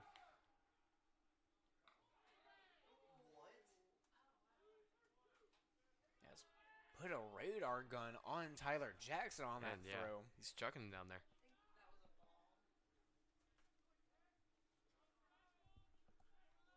So back-to-back stolen bases. I mean, I guess that's what happens when you actually throw the plate on Sykes. And they're going to bring in the infield now right to the edge of the grass. 2-2's the count, and now 3-2. 3 straight balls after it was 0-2 and a lot of pickoff attempts. Schreiber probably thinking about Sykes stealing all those bases. Does get him on. Apparently not. It looked like a good pitch. But that will be ball 4. Not the inning you would want from Schreiber so far. Especially after coming off the 3-3 down. And we will have a little meeting at the mound. Just trying to calm nerves down. Reset it. Yeah, reset it. You got it. Yeah. Here, Just put one more out on board. because it's gonna drop it to the. I know, but we can reset it between innings. Oh, At least okay. now the outs are correct. Emily had a dog. Oh, is that that's Purdum's puppy? It's got 3 legs. They're having a super secret meeting. I think that's probably Purdum's puppy.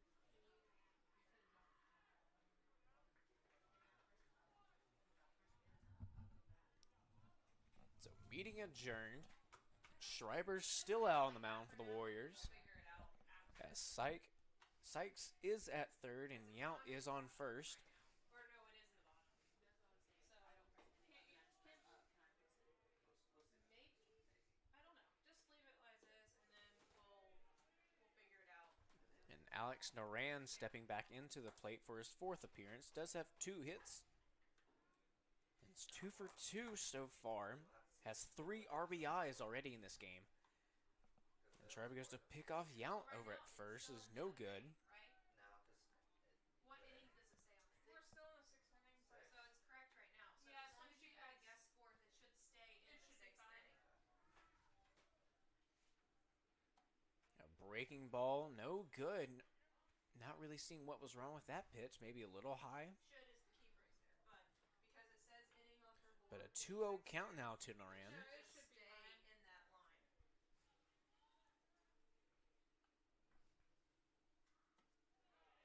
As There's a strike. pretty much same spot. Gets called on that one, though. 2-1's the count. Noran having a great day so far at the plate. 3 RBIs. Pops that one up. In the infield. That one is caught by Clay Porter. Number 77. So that will be the second out. And 77's a batter. Ella, number 77, Carter Potts.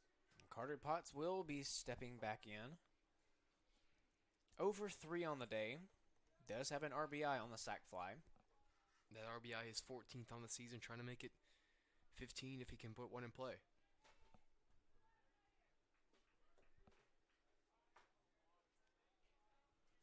Definitely an RBI machine for the Lions so far this year. Watches the first one, breaking ball, find the zone.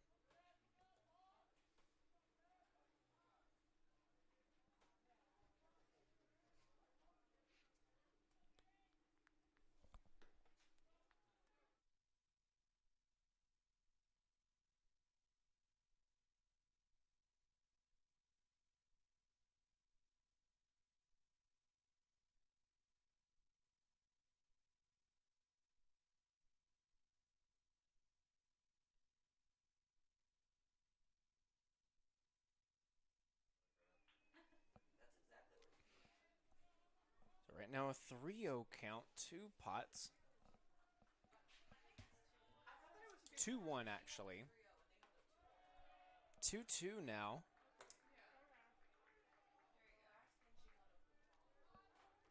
So now 2 pots. It's Deuces Wild. A pickoff move does get him. Pickle. So now in a pickle. And Porter being able to use that speed to chase him down to get out the inning. So Yount is picked off. No run. No run. So now you shouldn't have to do anything. Correct. You should already be in the bottom of the 6. So now everything should be just on SWU side. So now we will see Carter Potts again when we come back to him in the top of the 7th inning. But now we have the Warriors up the bat coming now in the bottom of the 6th inning. We will see Christopher Hund again when he comes back. Then Luke Staton and then Connor Truax. So 7, 8, 9 when we come back for bottom of the 6th action. Warriors trying to scratch a few back. Now pitching. Number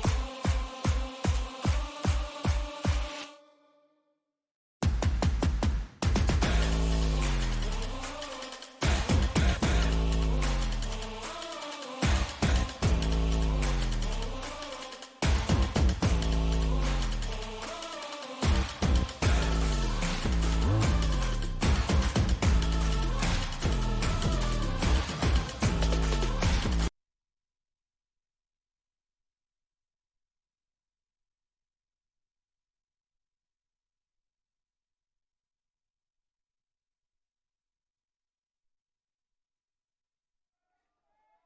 A new pitcher alert for the visiting Lions. That's number 50, Brian Smart, stepping in. And Brian Smart being the lefty senior from Melbourne, Australia. So an international player coming from Mars Hill. I would have to put Edwin here tonight is easily one of my top 10 favorites. Smart coming into this game Ooh, into the dugout. with a .77 ERA, so under 1, has 7 appearances, has started 1 game, and pitched 11 2/3. With that, has only 6 hits, 1 run, and 1 earned run, with 5 walks and 6 strikeouts. And first pitcher and first victim is Christopher Hund.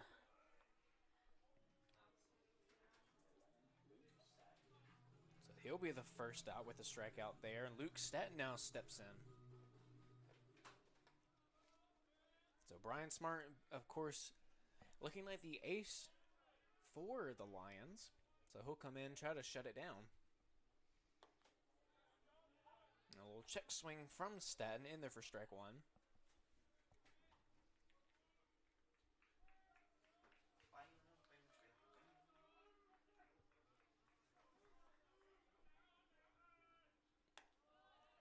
Looks like he was trying to go for a breaking ball, just got away from him a little bit. Just didn't really spin back inside.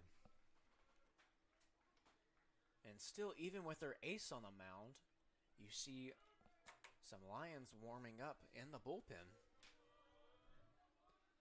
So probably more than likely we'll go 1 or 2 innings. Then we'll see another pitcher as Luke Staton swings and misses at that one, making the count 1-2.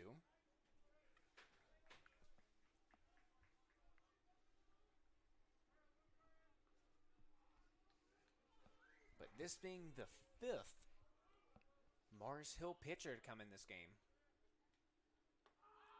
And gets him to swing on that one. Man, that was just a beautiful way off-speed early. pitch. Beautiful off-speed pitch right there. Absolutely. And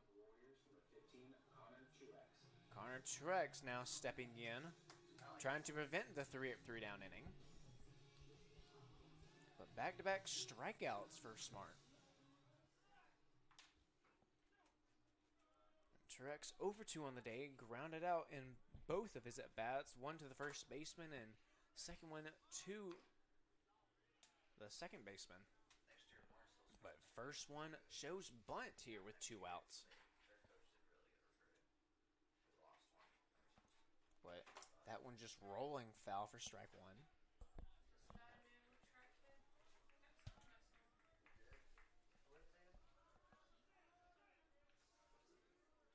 Second pitch to Truex.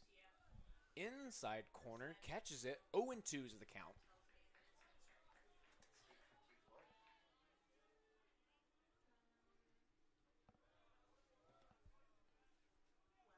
So in a very quick 0-2 haul is Truex.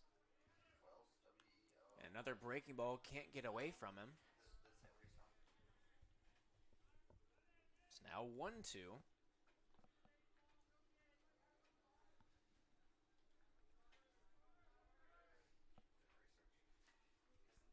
This will be pitch number 11 on the inning. And that one popped up, looking to go foul. Ooh, and barely does go over the wall. Really close. But count still at 1-2. A very close but very fortunate call for Truex.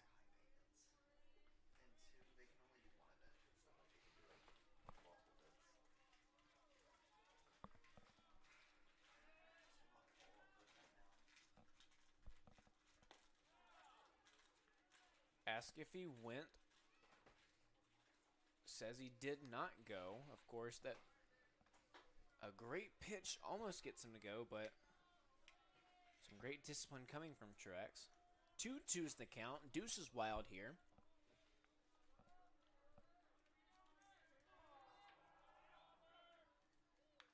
Fouls that one off, stays alive. And off the cinder blocks there.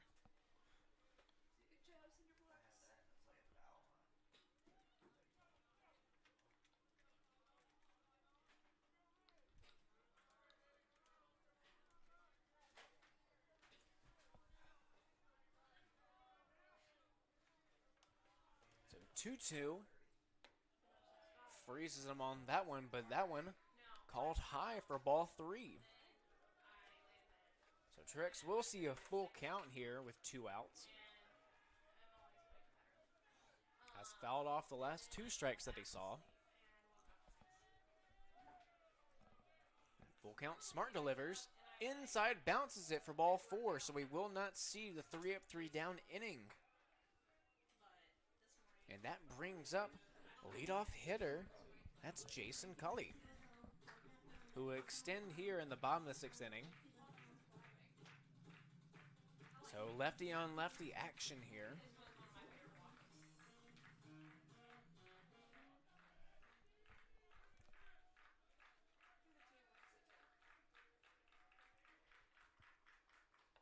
Bounces that one, a wild pitch. So Truex.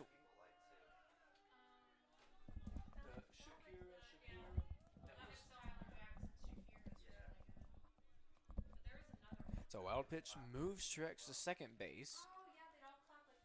And that will be ball 1 to Cully.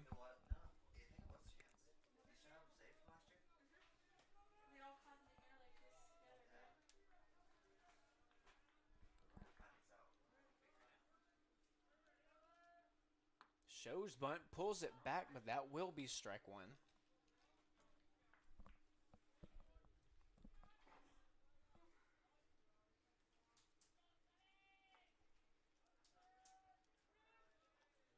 you like these computers? These about them? Do I like them? You tell me. No. A stolen base opportunity, and Truex will get there. So some great heads-up defense, a great jump from him as well. Yeah, really good jump there. It's all about timing up that pitcher's initial movement. And really no one holding him on over at second base, so it's just free reign for him. Yeah, it was. So 2-1 is the count to Cully. Swings and fouls that one off.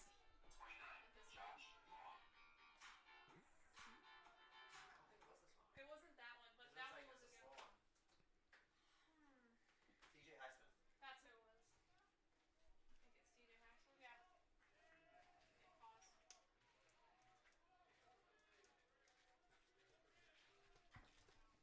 So deuces wild here again for Jason Cully. Swings and misses at that one, though.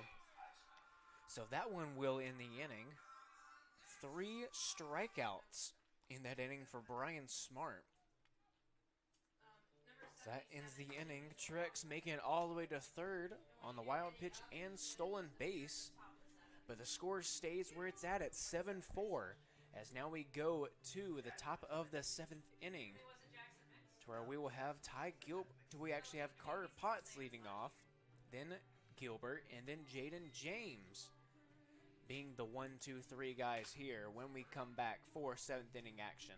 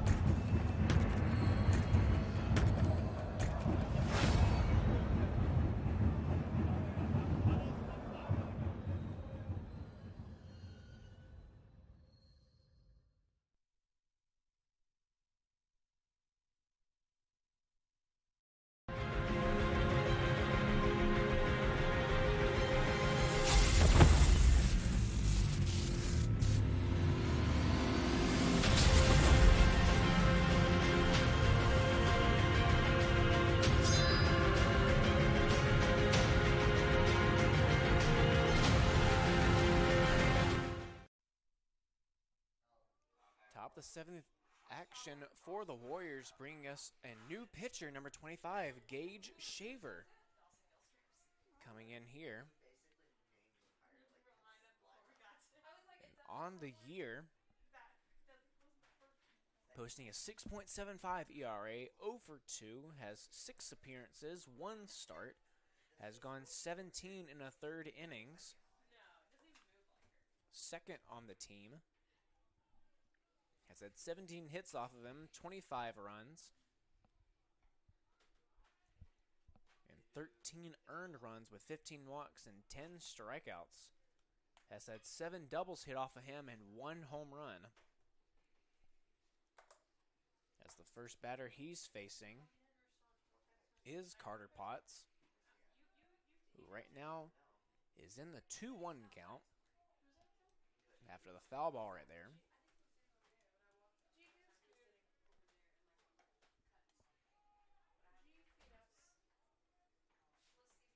Is now in a 3-1 count.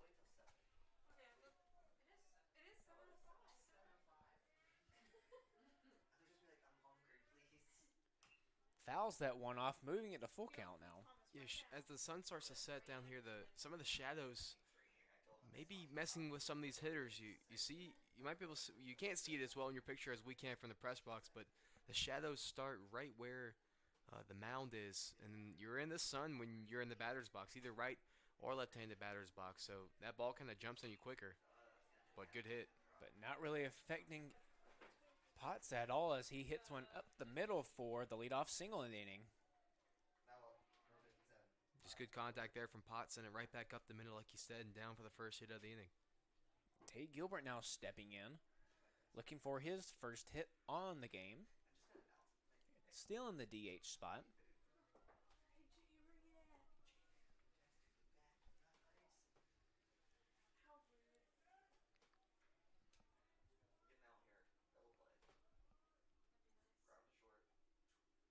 Pickoff move.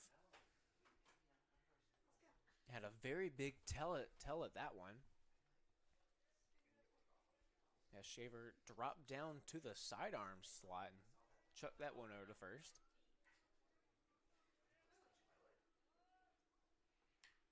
Inside pitch, he'll roll it over.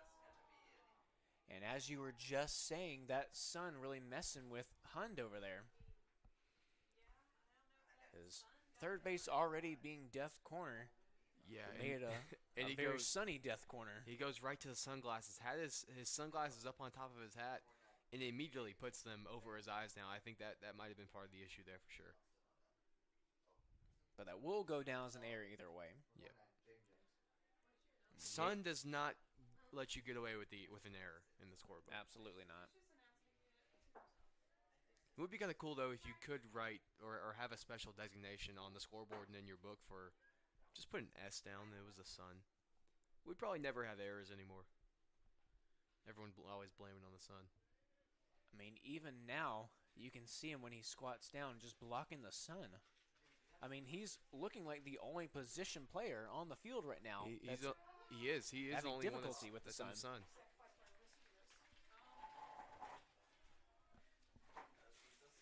As after that breaking ball, the count is 0-2 to James.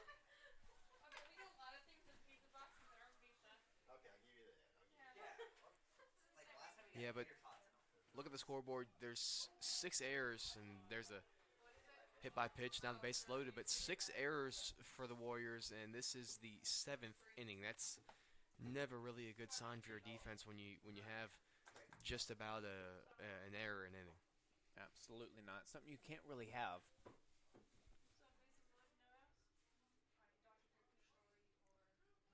And of course, you have to look back at this game and really think about what would the score look like without those errors. As we'll have a little quick mound meeting. Yeah, and while they have the mound meeting, Matt, we'll take a look at some of the other scores or some of the other games around the conference here today.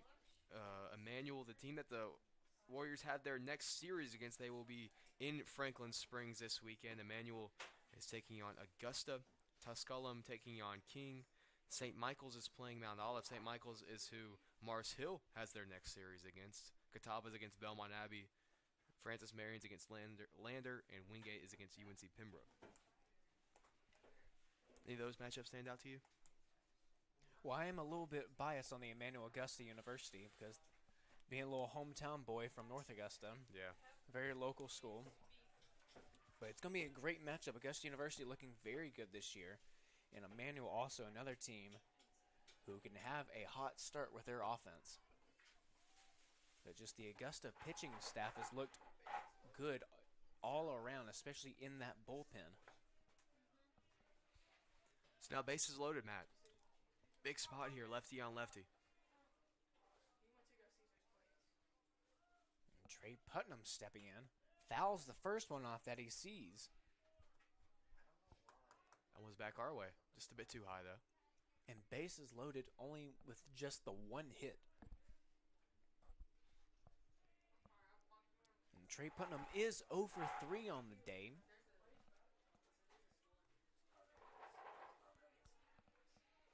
Good movement on that pitch. Just started too far outside, and it never really gave it a chance. He's almost doing what you would call the Marcelo Zuna cycle, where it's you get out by every way. Can we stop disrespecting Marcelo Zuna on this broadcast, please? He's just Ozuna from the Braves. He had a good year last year, though, Matt. But now count at 1-1.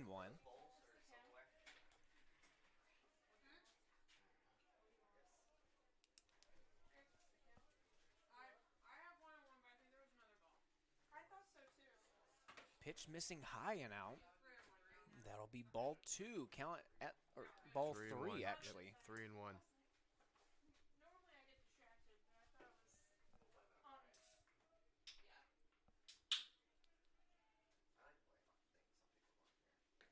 Yeah. That one can't find it either. That will walk in a run. So credit Putnam with the RBI. But now lead moves to 4 now. And Preston Holcomb now stepping in. Struck out in his last at-bat, but also struck out in the second inning in his first at-bat. But we will probably see a pitching change here as Matt Robinson comes out. And looking like we will see someone coming out. Yep.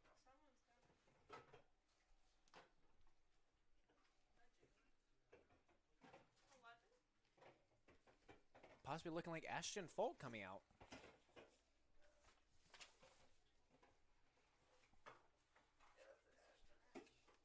And that will be Ashton Falk coming in to pitch.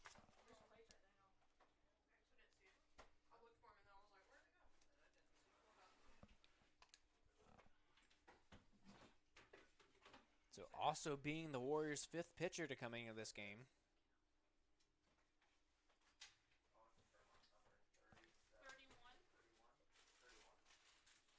Asphalt comes into this game with a 3.86 ERA. Has had 8 appearances. None of those being started, so a very crucial guy in the bullpen. Has the 1 win. And has gone 9 1/3 innings with 9 hits, 6 runs, 4 of those being earned, 6 walks, and 8 strikeouts. Teams coming in hitting .237 off of him. So a guy that the Warriors really need to step up big in this spot is Falk, as they still have no outs and bases loaded, being down 8-4. Yeah, it's Preston Holcomb at the plate, who came into the game today 0 for 5, so he's got a chance of getting his first RBI on the season, his first hit on the season, his first RBI on the season.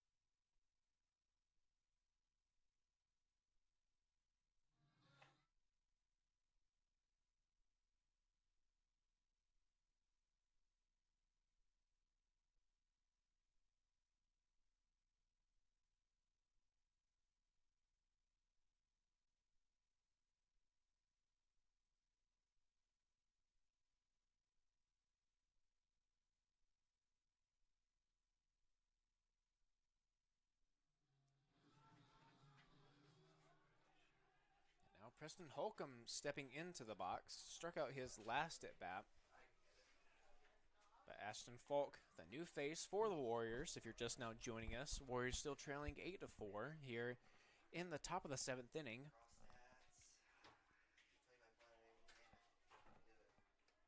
Falk coming in, trying to get out of this jam. And that one will find a gap. Run will score, making this a 9-4 game. Just base to base, but like I said, that's the first RBI of the season now for Preston Holcomb, and can increase the lead 9-4 now for Mars Hill. Still bases loaded, still no outs. And Chad Sykes, the 9-hole hitter, stepping in now. Who, when this guy gets on base, he is a monster. Shows bunt on first pitch. That almost getting away from Jackson. A great snag from him. Yeah, the only part about that with Sykes though is unless there's some chaos on this at bat, if he gets on base, there's going to be people in front of him, so he's not going to cause too much trouble out there. But like I said, the last time he was out there, he was causing a lot of issues for him. Absolutely got a pickoff attempt against him 8 times, but then after that stole 2 straight bases. So really all you got to do is tip your hat to him on that one. That one in on the hands. Ooh.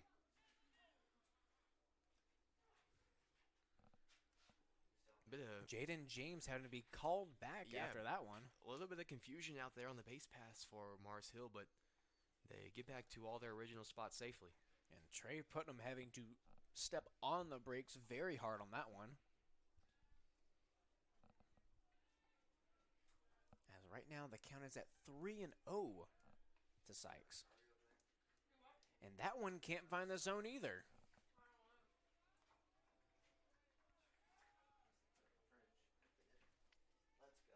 So another run scored, and now this being a 6-run game as Mars Hill gets their 10th run. 10 runs on 10 hits, exactly 10 runs, or 10 runs to 4 runs and 10 hits to 4 hits.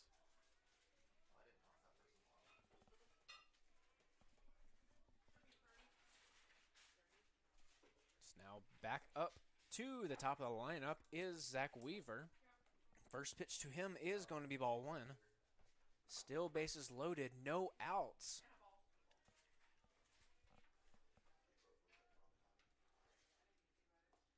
That one can't find the zone either.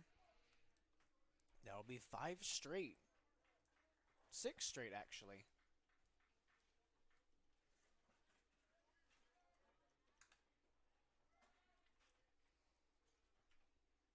That one not finding it either. Getting past. And a run will score. So 3-0 is the count. Run does score. 11-4. Run scores. Now there's an empty base. They might just go ahead and put him on now. Or at least talk about it. Just Ashton Falk really struggling to find the zone now. Yeah, but I'm not sure there's a good matchup either way for the Warriors. You got Weaver at the plate with the 5 home runs on the year, or with the 21 RBIs on the year.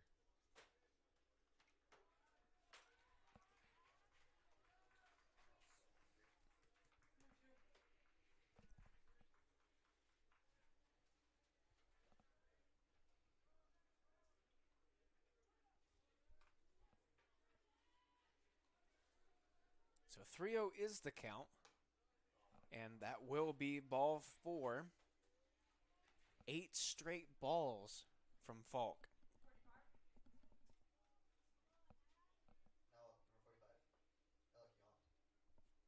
And Alec Yount now stepping in. He's had a great game today. He definitely has had a great game. Has been walked twice and has 2 hits. So 2 for 2 technically on the game. But on-base percentage is at 1,000. As Matt Robinson will come out. Not looking like any movement from the bullpen. Just having those 2 guys warming up. Looking like Jalen Morgan is out there warming up.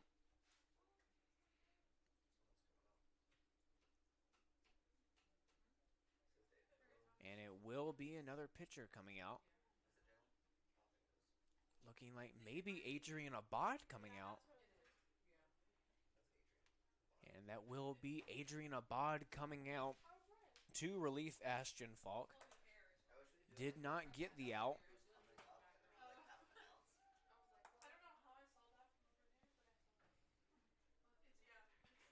And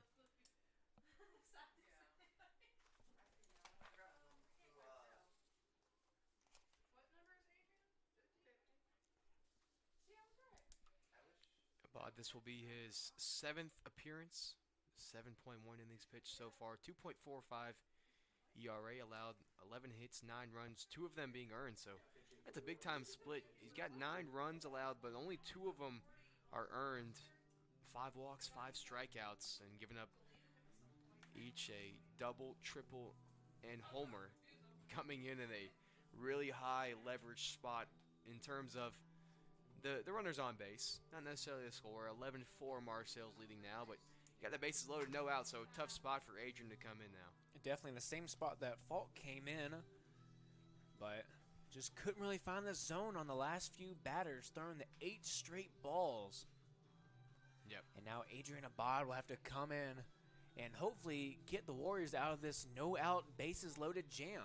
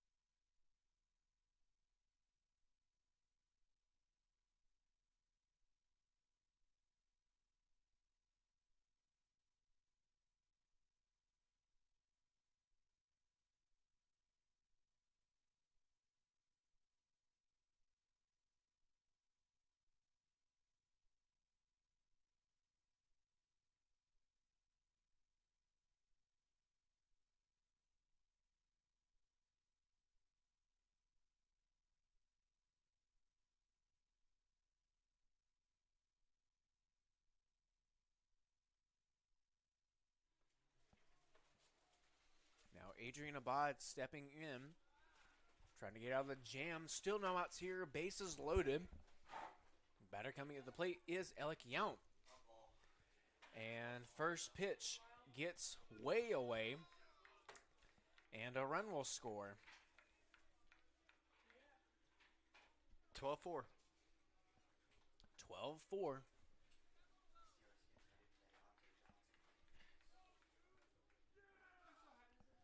So Sykes now to third, Weaver to second. First pitch to Yount, of course, was a ball. There's the strike zone. 1-1's the count.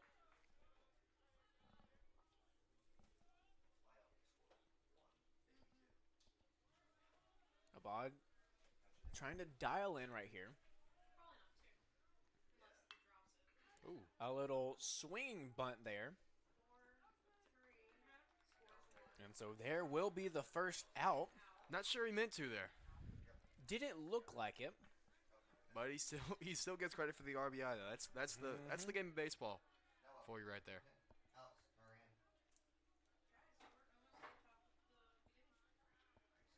So that will be the first out. And Aran will be stepping in. Good pitch.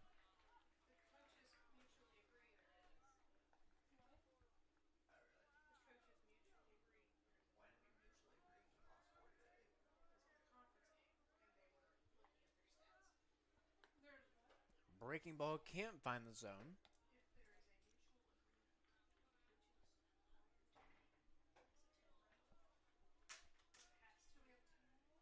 Got the extra ball in the field. Was that one coming from the Mars Hill bullpen? Got a little wild there. Does that count as a wild pitch? If it comes from the bullpen onto the field? I think it just counts as a souvenir. Can I get it? Please?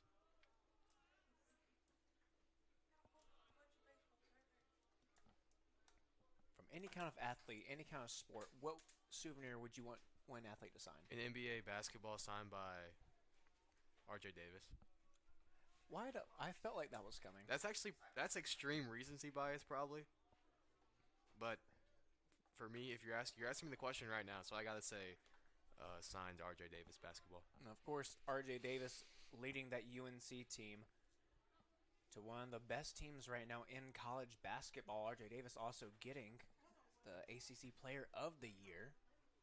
Dog. That one's fouled off. Count staying at 2-2. All-American too. Love that guy.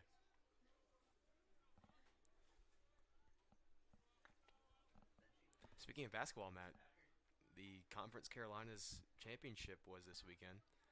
Very good championship game between UNC Pembroke and Emmanuel. Went to overtime. Absolutely. UNC Pembroke won by 1. And the man of the year. Ooh. A very nice split from Cam Mitchum. A run will score, but Cam Mitchum having to walk that one off. Now, number 77, Carter Potts. All the runs the rest of the inning are unearned. So 2 outs. Nobody on. Connor Potts, who led off the inning, will come back and hits that one up the middle. No one be able to grab that one. Yeah, even if Luke would have got the glove on that one, don't think it would have made the throw in time, but really good effort by him. So back-to-back singles in the same inning for Carter Potts. Gilbert. So you know you're having a good day out there. Get 2 singles in the same inning. Both of his hits in this game have come in the same inning. Tay Gilbert now stepping in. Reached on the air. Back when the sun was still up, but as you can see now, it's call. gone away. Good call. Long inning. 7 runs scored in this inning as well, here in the top of the 7th. Ooh. And that one off the dome.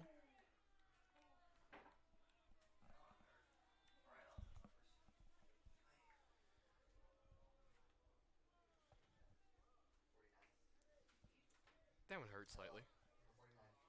That's why we wear helmets.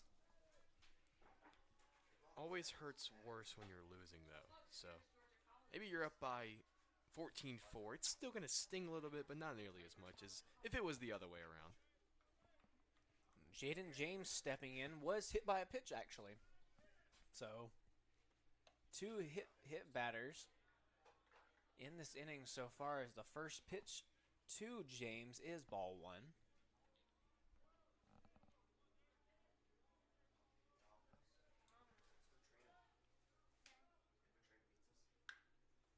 That one rolled over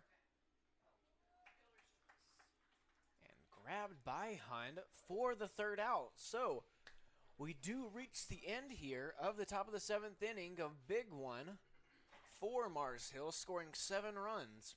Now leading 14-4 as we head to the 7th inning stretch here. Not really much of a stretch. We don't really do anything here yet at Southern Wesleyan. But you're welcome to stretch at home. Absolutely. Hit your stretch. Start singing anything you want. We don't have any Cracker Jack to sell here. I'm not gonna sing, but man, I think I might stretch. I might stretch too. Like, I've had to keep sitting, standing up, sitting down here. Yeah, Just getting a little antsy. Not the most comfortable chairs. Not the most comfortable press box. chairs, but they are the taller chairs, I will say. But sometimes you gotta just be able to see the game. So I'm standing up. That's what we really like to do. Also, speaking of the 7th inning stretch, what is your favorite ballpark food? Gotta be the good old-fashioned hot dog. The old-fashioned hot dog. I'm going to be completely honest, not a big fan of hot dogs. Yeah, you're weird. Some might say. But I could always either go for a hot pretzel or even some Cracker Jack. That's just always the classics. I think maybe one day when I'm out of college and not broke, I might be able to get some other stuff when I'm at a baseball game. But hot dogs, they're good, and they're usually the cheapest thing on the menu. At least at the Braves games for sure. Those are, by way of a meal, hot dog is your best go-to.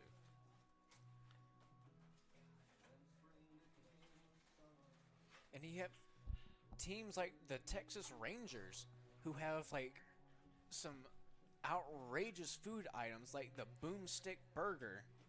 And even the New York Yankees, even after Aaron Judge, they have the 99 Burger. That's probably $99 too. And the Atlanta Braves, I know you're a fan of them, they have the Burger Pizza, which is a Yeah, pizza burger. I've seen people get that before, but I've never actually had it.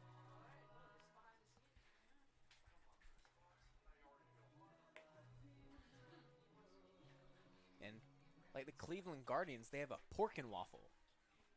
Almost like a chicken and waffle, but a little bit more outrageous and uncommon. But now back for bottom of the 7th inning action. After just a quick little stretch we got. Marty Grizzo stepping in. He'll lead off here. Is 1 for 3 on the day. And looking like we will have a new pitcher replacing Brian Smart. That'll be number 28, Jordan Searcy. The 6'2 junior from Polk County, North Carolina. Transferring in from Cleveland Community College. Good JUCO team.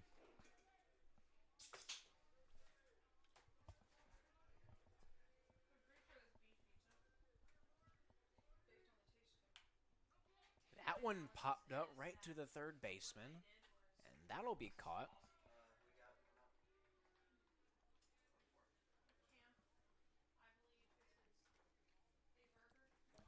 So Cam Mitchum now stepping in after Grizzo popped up.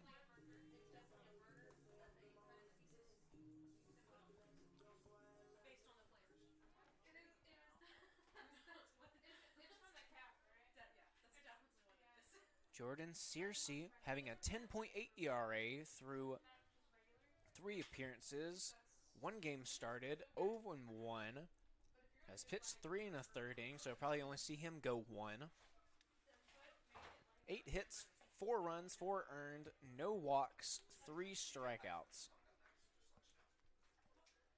As right now to Cam Mitchum, we have the 1-1 count.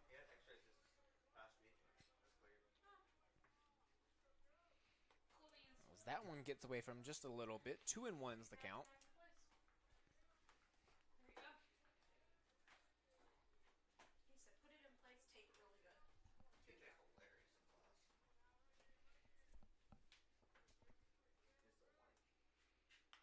Another breaking ball. That one's fouled off. 2-2 is the count. When I was little, I broke my wrist, and I was so sad. Because afterwards, I could never do a cartwheel again, and I was so sad. And looking like on deck, we might have a new catcher coming into the game. That looks like TJ Highsmith getting ready to come in. Another former Bantam.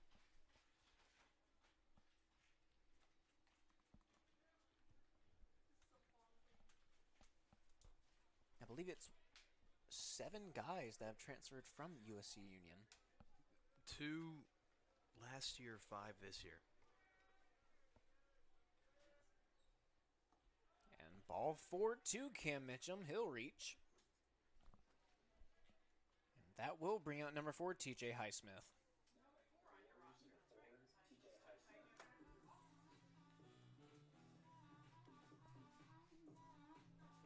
Highsmith comes into this game hitting 83 on the year.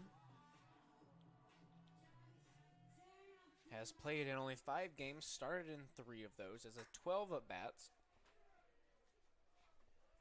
Does have a double as his 1 hit.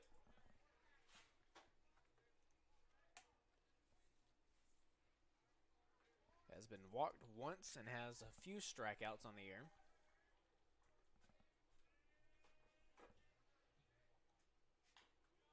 Swings at that one. Foul ball. A very close one. It was close. Count it 1-1. I think maybe he said it was still in the batter's box, though. Yes.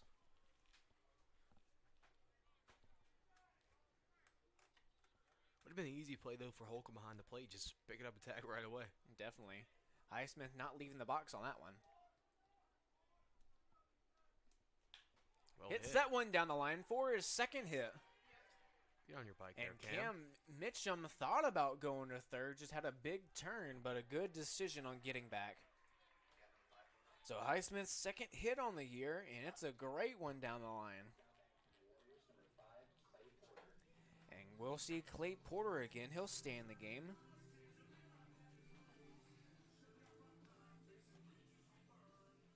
He's 1 for 2 on the day with a walk, and that single back in the 4th inning.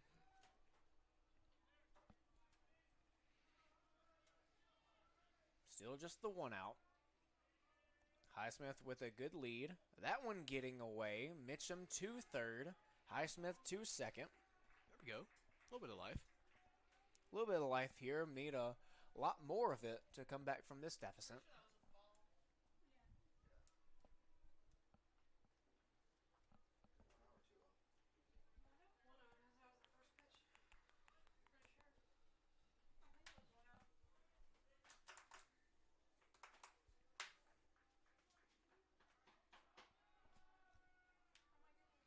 Oh my goodness. 1-0 pitch to Porter. That one's popped up, possibly still in fair territory. Will go out over the fence.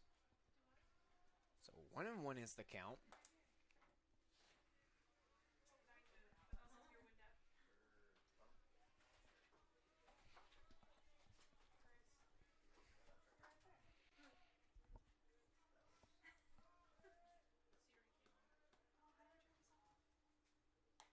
That one almost getting away again. 2-1's the count. Good start to this inning so far for the Warriors. Now up 2-1, 1 out. 2 runners in scoring position. Definitely. They do just have the 1 hit. And totaling up to 5 in the game to Mars Hill's 11 hits. So definitely down in that category. And giving up the hits and the errors has just been translating to the big lead that Marcel has right now.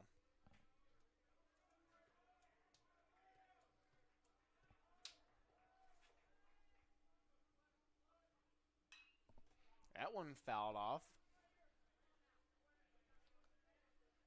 into one of SWU's neighbor's yards, looks like. What's up, neighbor?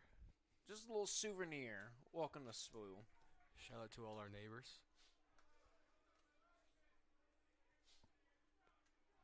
3-2 is the count.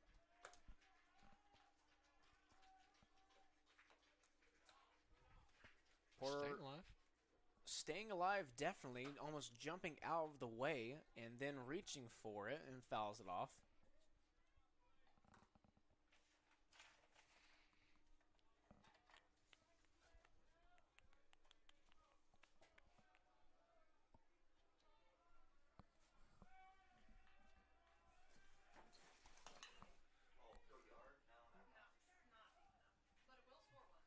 In shallow right field, that'll be caught.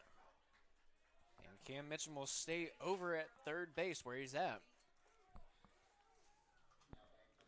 Yeah, maybe just not the guy you'd pick to have on third base there in that type of situation. Anybody else, you might try to challenge that throw, but with Cam out there, you held him in and keep it 2 in scoring position to bring up the next guy.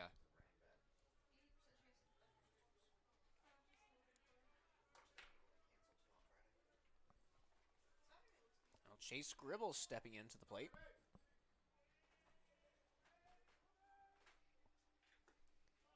Looking for his first hit.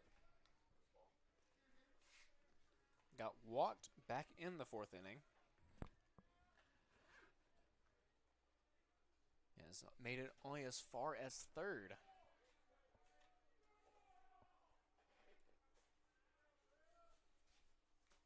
Swings and misses at that. Swings and fouls it off into the glove.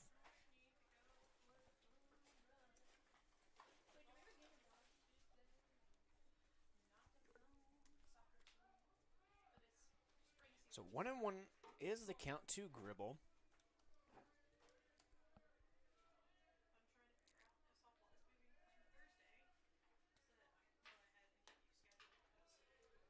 That one looking good, but no call.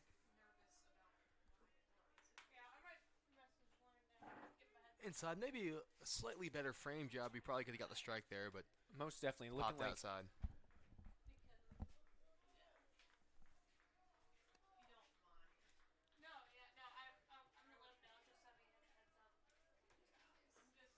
off-speed pitch, low, missing, 3-1.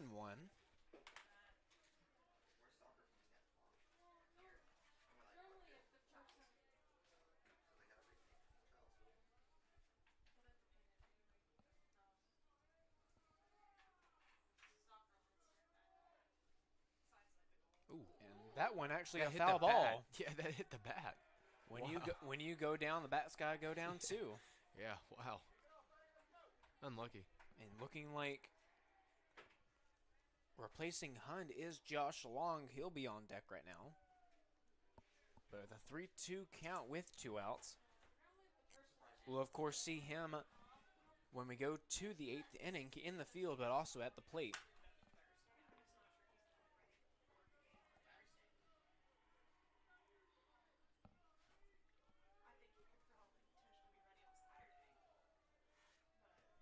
So a 3-2 count.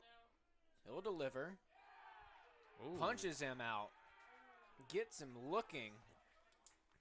Gribble really thinking that was ball 4 and just tosses the bat aside.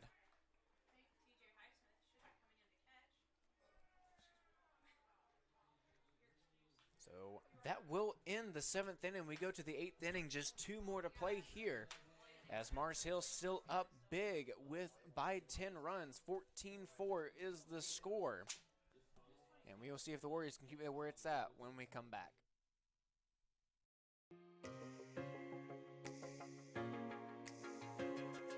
Diamond T Promotional Gear is just a family-owned business that provides screen print, embroidery, vinyl graphics for cars and banners.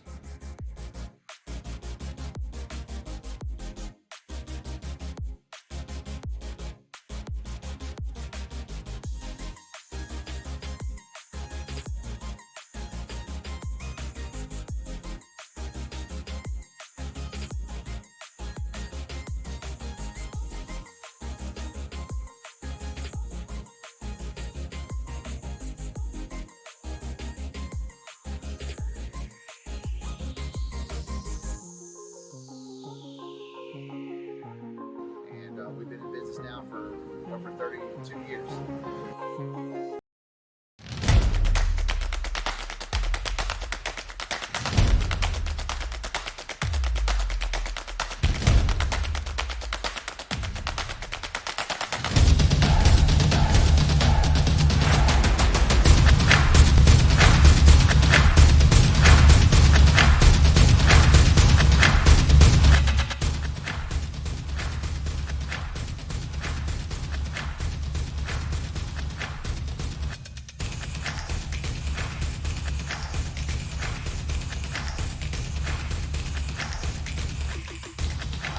Our virtues set us apart. We daily work to build champions in body, mind, and soul. It's who we are. This is Conference Carolina.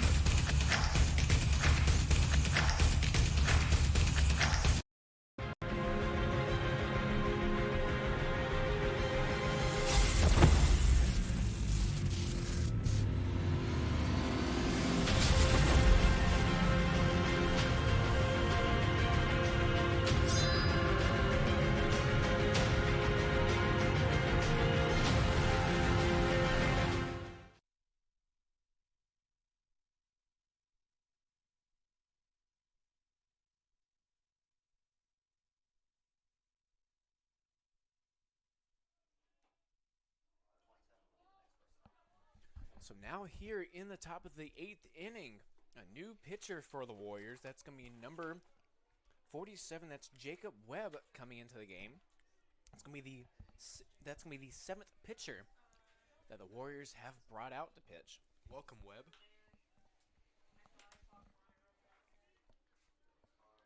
And Jacob Webb has a 7.71 ERA, 4 appearances, none of them being started, going 4 2/3. And has given up 7 runs and 4 of those being earned runs. Now, Andrew, this being your first baseball game that you've commentated for Southern Wesleyan, what's been your favorite part so far? I think probably the pizza, the free pizza. I think definitely. It's most of the time where we do get fed here, we promise. We're taken care of very well. Food always tastes better when it's free, It does. especially pizza. I think pizza might be the #1 free food in terms of taste. I think definitely. Because, like, if you have, like, a free steak or something, that thing is definitely jacked up. Like, you're Oh, not... yeah. You're getting It's like, you're all right, getting sick. what's wrong with it? You're getting sick. And like, what's wrong with it? Why is it still mooing? But, like, pizza, like... That's just, like, a timeless meal. Absolutely. Pizza will never go out of style. At least I hope not. I like pizza. Hello, number 27. Davis, Anders. Trey Putnam striking out right there. And now number 55, Preston Holcomb, now stepping in. First pitch to him is strike one. 2 hits now on the day for Preston. New batter. 27. Actually, a new batter. He has not had any hits, we promise. That'll be number 27, Davis Anders. That would be kind of weird if the new hitter had some hits.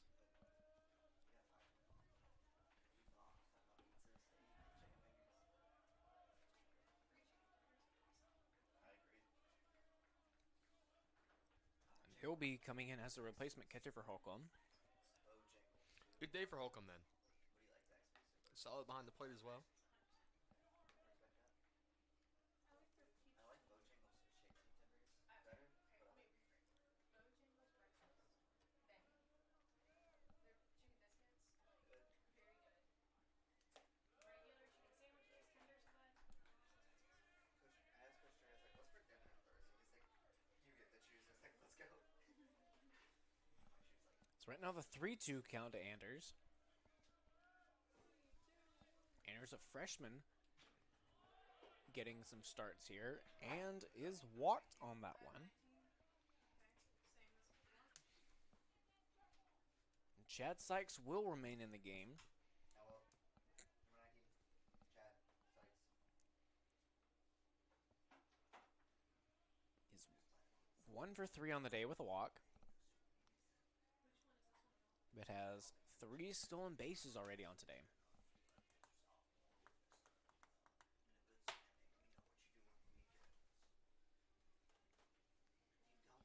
Warriors having the 1 out. In double play opportunity now.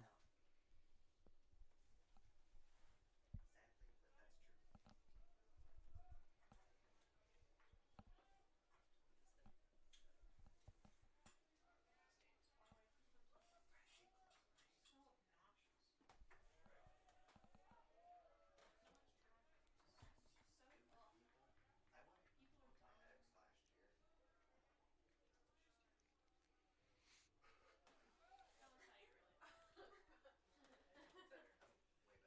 I'm way better now.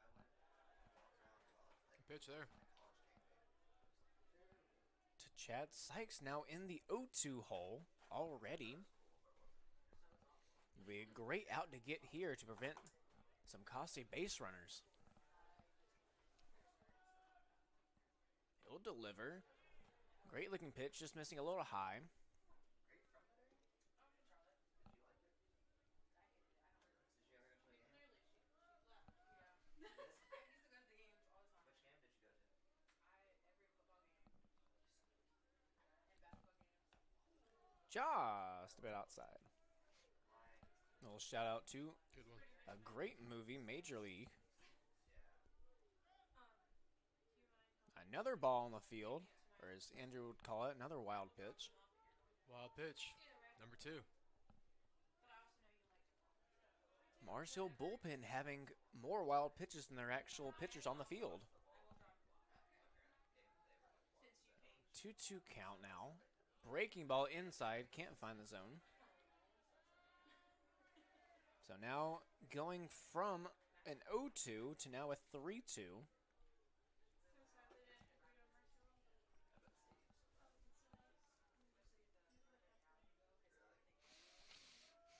on Marshall. That one popped up. Will stay. I'm sure like the first 2 games count. Still at 3-2.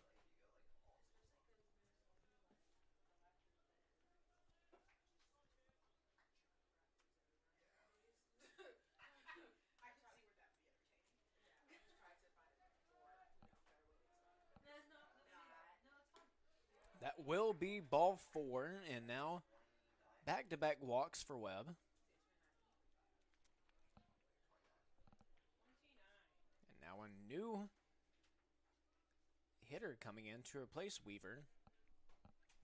That'll be number 29, Quinn Rembert. Number 29. Quinn Rimbert. I said Quinn Rimbert. So 15 days until opening day for MLB.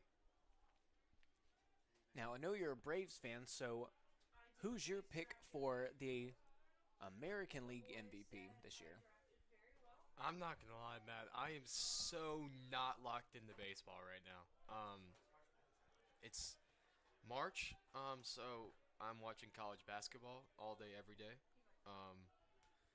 But baseball-wise, American League MVP. Should I just like say something to make you happy? I'll go Rafael Devers. Wow. Dang, look at that. I guess. I'm proud of gotta, you. Just gotta make my partner happy. I mean, honestly, like, I could see it. I mean, yeah, he's a he's a great player. The babyface assassin, Great definitely. player for sure. Number 45. Elliot. As now the Warriors having 2 outs after Rembert strikes out. But obviously, like with Otani in the National League now, the door's open for somebody. Absolutely, yes. Especially some young guys like even Adley Rutschman. That would be fun for sure. Who's even in the same division as the Red Sox. Or even I feel like there's a good chance that the American League MVP comes out of that division. Absolutely. It's just a great division to play in. Yeah, Judge, Vlad Guerrero. Yeah. That's Juan Soto now. Yeah. Yeah, Juan Soto too. It's a good chance that the AL MVP comes out of that division.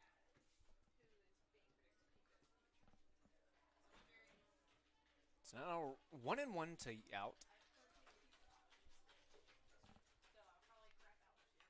Fouls that one off, moving to 1-2.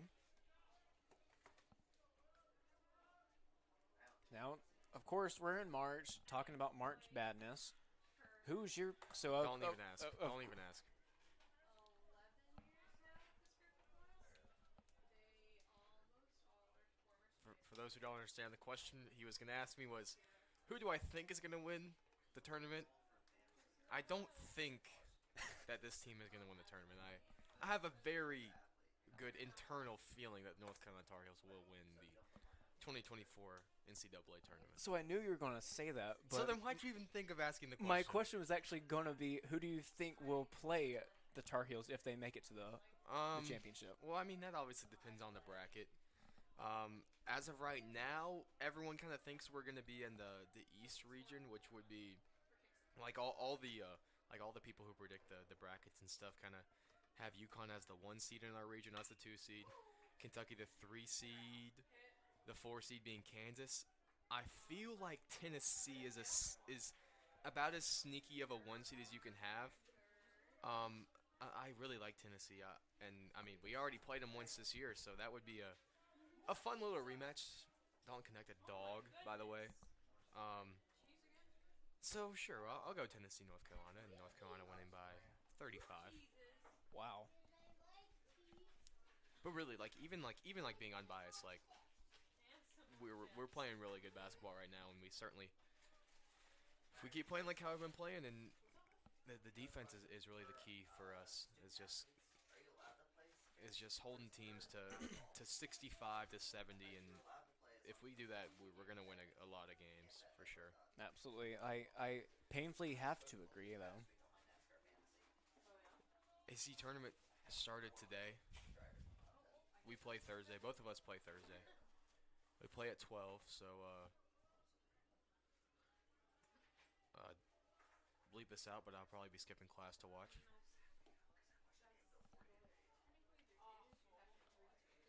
Probably bleep this one out too, but I've been watching most games during class, including spring training games. Yeah, I mean, I'm watching games right now, so. Yeah. Shout out to Mary, Mack, and Wagner. I might be one of like 10 people watching this game right now, but I'm watching. Probably. There's probably more people watching than in the stands, and that's not many. But of course, Andrew Baxley of course, he's multitasking. I can promise that. Yeah, we're down 15-4. I think I'm allowed to watch some college basketball as well. The guy that was over there, though, he's a 7FC intern. She's like the honorary mom for a bunch of schools. Basically. Or second mom, or whatever you want to call it. A 3-1 count now. That will be ball 4 to Naran. 77? So now bases will be loaded here. Now, number 77, And Carter Potts will be the man of the hour. Yes. 77? 77? Potts just having the one hit on the game so far. Does have the sacrifice fly. Had a pretty good game so far. Hits that one up.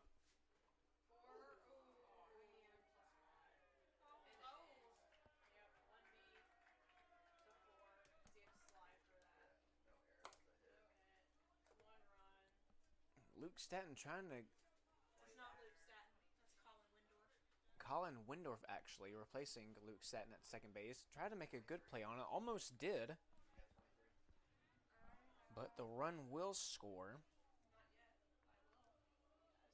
yet. I will. You said 23? No, 23. Versus Bleacher. I'm going to have to help me with all of these moving. So now a new face replacing Gilbert. That's number 23, Chris Bleeker. It was in, I figured, it wasn't with the live stream stuff here. Gilbert did not have a hit in his time at being DH. We'll see if Bleeker can break the DH curse here, as he's in the 0-1 count right now. Rolls that one foul in the 0-2 hole.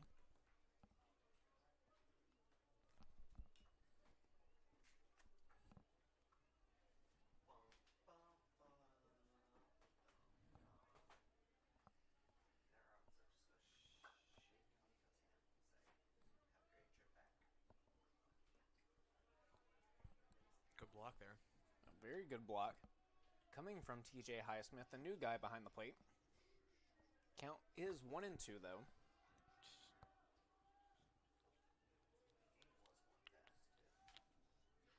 Going to the Conference Carolina standings. Of course, you have North Greenville at the top being 8-1. Yeah, they're pretty good. Absolutely. Reese Fields having a no-hitter here on Dr. C. Keith Connor Field, making some D2 noise on their Twitter. So they're in the 1 spot, just having the 1 loss, undefeated so far in conference. Actually, 8-1 in conference, excuse me. Young Harris in the 2nd spot, tied with Mount Olive and Francis Marion. And Belmont Abbey, 8-4. Yeah, Young Harris, the newbies to the conference, having a good start. Absolutely. As we will see the end of the 8th inning with Bleeker striking out looking. So that will be the end of the top of the 8th inning. So now we will go to the bottom of the 8th. And leading off will be Josh Long, as we saw him earlier. We'll start with 29 since he's right there. 29 looks like he's going to first base. Located in downtown Central, Rails 133 has something for everyone. With menus and specials designed by our chef, Trent Kane, our selections can only be best described as upscale Southern comfort foods. Chef Kane uses only the freshest, locally sourced ingredients that have made Rails a destination spot. We offer theme nights, chef specials, daily specials, and our famous meet and three on Sundays. Come visit Rails, dine in our lighted patios, or in our railroad-inspired dining areas. Rails 133, where memories are made every day.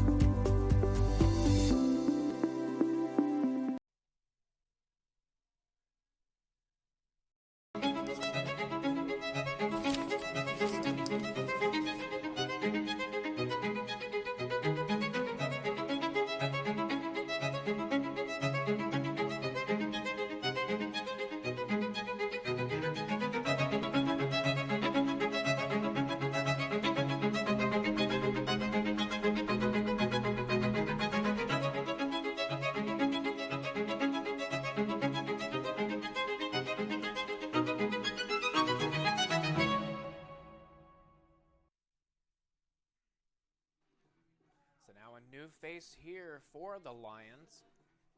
As we go to the bottom of the 8th, leading off is number 29, Josh Long. And the new face that we will have for the Lions is number 4, Grady Bivens, the sophomore 6'2" righty from Marietta, Georgia.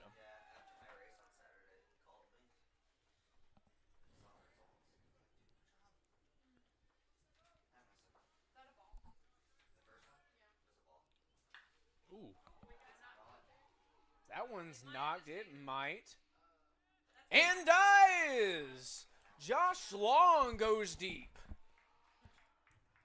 Good boy, Josh. So a lead off home run for Josh Long as he sprints around the bases. His first home run on the season. That was smacked. Absolutely smacked.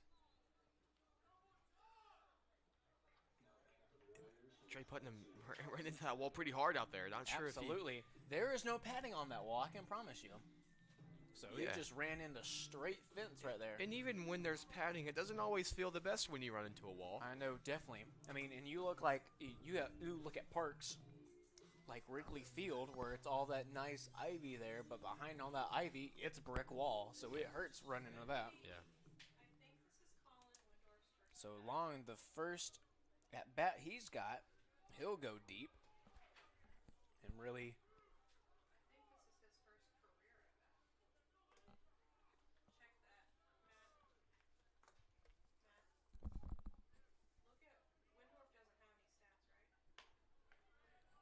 Looking like this one,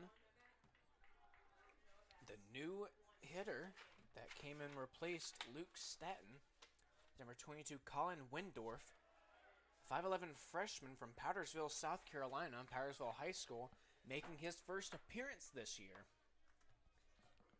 Yeah, he came out there for Luke Staton at second base and now getting his first career plate appearance. So see what he can do with it.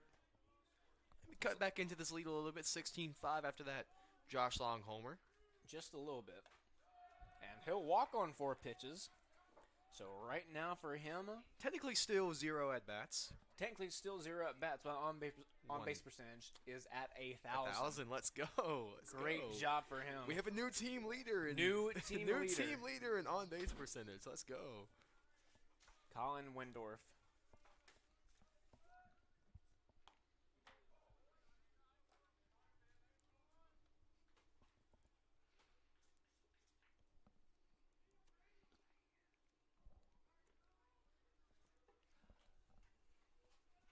Actually checking the record books now, he actually has the D2 record for on-base percentage right now. Come on.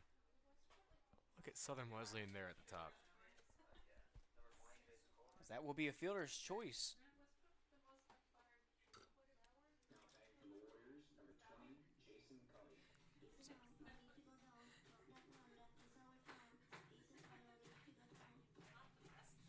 Jason Cully now at the top of the lineup. Righty on lefty action. First pitch to him is ball one. Looks like Blaze is coming up next. And look like we'll see a new entry for the Warriors on deck coming in for Marty Grizzo. That looks like Blaze Haddock. Yeah. Was that first pitch? Second. Second? The Rangers make their playoffs and they play the Carolina Hurricanes that won't win the series. Okay. That will be gone. Chris, this is flashing red. Do I need to do anything? Push enter. So right now a 3-0 count to Mitchum, Flashing red just or to Jason Cully. honestly, in the chaos of trying to set up with Ryan not being here today, I forgot to sync that to the And that will be 4 straight so it's for Jason Cully. that sends everything she enters to the live stream. There we go. Oh my goodness. In the chaos. You know, A little bit of movement here in the 8th inning. A little bit of movement as Blaze Haddock will be coming up. Different type of movement. Movement from Very the slow bench. movement, but we will take it. Oh my goodness. The only one that's going to be cut in half. The only one that's not working at software. No, I've never worked. Blaze Haddock hitting 385 through 13 at bats. Does have 5 hits, 3 runs, So I've always. and a double. Has the 2 RBIs on the season. Oh my goodness. It'll be so nice. We found out. Basketball would be so nice. The first reason we found out it wasn't working was I thought. First pitch to him is in there for strike one. We have number 30 coming up next. Okay. Where it was missing a piece in the inside. Oh. And they sent it to us without a piece, so I had to ship one back and get a new one in. And then the internet was blocked. Blaze Haddock, a guy who has Blaze for a name for a reason. That man can fly around the bases. I feel like I have no job when. Have you ever met an unathletic Blaze? I don't think so. I think I've only met one Blaze, though, and that's him. Oh. This is mainly what I do during the game. This is... I think this is the I mean, we talk. third Blaze I know. And they're all athletic. Shout out to the Blazes watching the live stream right now. Shout out to all the Blazes in the world, actually. Not even just on the live stream, but just if your name is Blaze out there, just want to let you know you're loved. Loved and thinking about you. And hopefully you're athletic. Right now, the 1-2 count of this Blaze, though.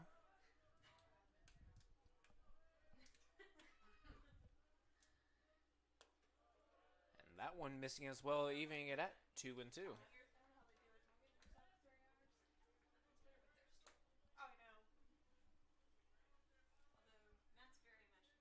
Although Matt's very much pro talking to Matt the whole is game. pro talking by himself. He just likes hearing himself. Matt, does it become a habit? Do you just Right now, the full count to Haddock. Right, he's talking to yeah, that's himself. what I'm saying. Like, does it become a habit? Does he start announcing life just to himself? Yeah. Matt commentates his own like life. Out loud. Walking to class right now is Matt O'Banion. So 3-2 count to Haddock now, looking to make the bases loaded here. He conquered that shift with Good eye, boy. And that will be ball 4. It's going to blaze its way down the first base. Absolutely. Said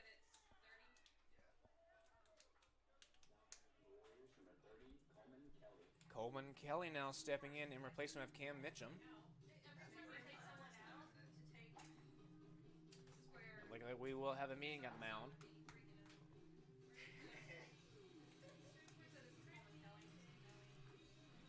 Being up 11 runs here in the bottom of the 8th inning. Of course, you want to keep guys accountable on the mound, making sure they're throwing strikes. But really, not too much pressure, though, because you are up 11. But even still, they have guys warming up in the bullpen for the just in case.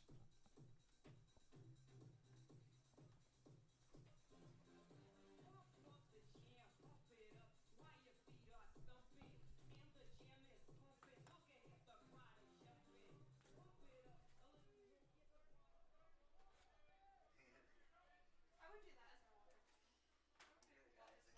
So now Coleman Kelly is stepping into the game. Base is loaded. 190.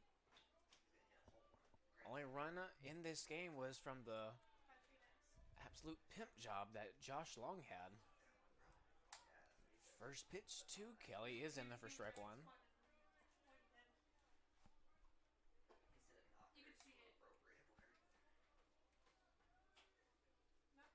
And if we did have replay in this game, we would be watching that one in slow motion all night long. I think we probably would have just put it in replay instead of showing the rest of the game. Just maybe. Because definitely one of the bright spots for the Warriors in this game.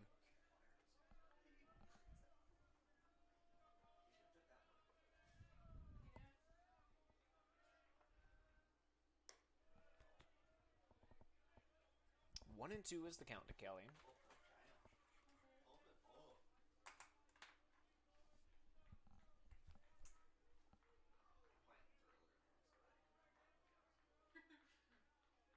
A guy that you would love to see possibly in the ninth inning coming to pitch. As Coleman Kelly does strike out looking here for the second out. But a guy that I personally would like to see come into pitch is Rusty Chappell.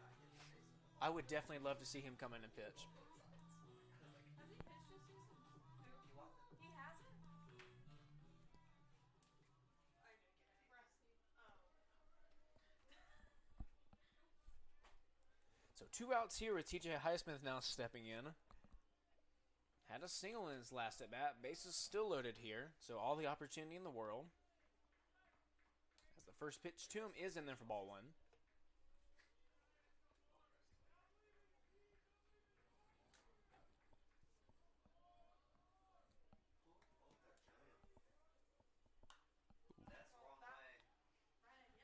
A Vietnamese home run, as that one would be called. Explain that one, please. So a home run going backwards. Why is that Vietnamese home run? It's just a saying. Okay, sorry. I didn't mean to ruin your joke. I just didn't get it, honestly. Shout out to Vietnam, though. Shout out to all our viewers in Vietnam. We get about, I think, 1 viewer a month. In Vietnam or total?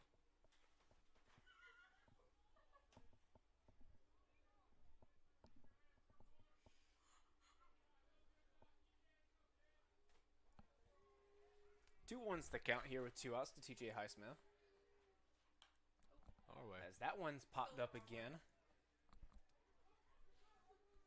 Deuces are wild.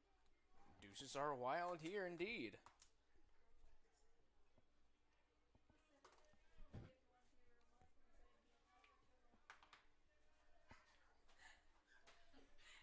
Currently, there are 82 people watching. Currently? Let's go. As that one's getting past, that will be ball 3, but because that cinder block Wasn't far enough. wasn't far enough, just bouncing back too hard. Did you see that play this weekend where the pass ball went off the wall and the catcher I did turned see and that, jumped yes. through the I third? reposted that on my Instagram. Yeah, that was pretty awesome. It was like he went that was awesome. off the wall Derek Jeter style and just threw him out. I want to try that one day.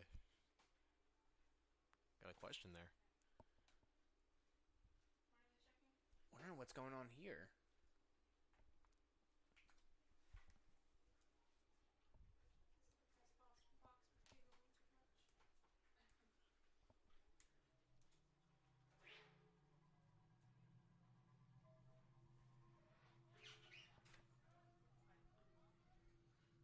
Of course, the count at full count with 2 outs here, so we will see some movement here from all the base runners.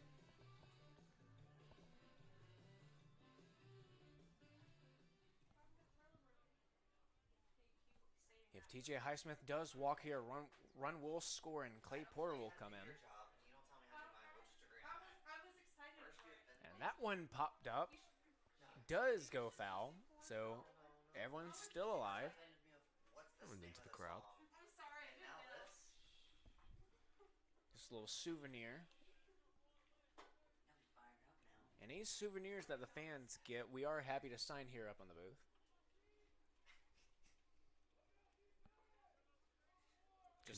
Just in case they want any souvenir and any autographs from their Confirmed. favorite press box guys. You're also welcome to bring your own souvenir to the game, and we'll sign it for you. As Highsmith might want to get that whelp he's got on him now. get that one signed. As that is one way to walk. And one way to get an RBI. Yeah.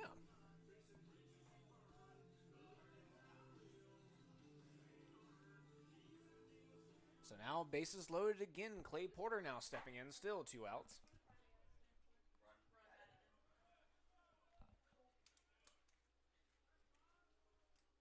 Run. 16-6, back at a 10-run game. First pitch is ball 1. However, if the pitcher had an RBI against them, they might have RBF. Swings and misses at that one, takes a hack. He went there. He's ready. Looks like Jonathan Overton will be looking to get set for the DH spot by Gribble. Ban him, Jonathan Overton. And a guy that played with Zion Williamson in high school. Yep. Yeah, that would have hurt. Yep. Should switch to a wide shot still. Basketball it is. Zion did not play baseball. Jonathan Yes. played basketball, just to clarify. Spartanburg Day School.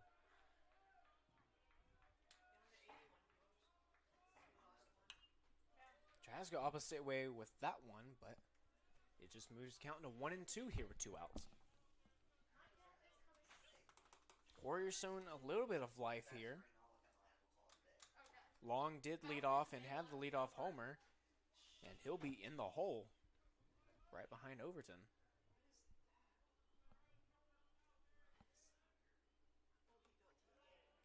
A breaking ball does not find the zone. Count is 2-2. And deuces are wild yet again here.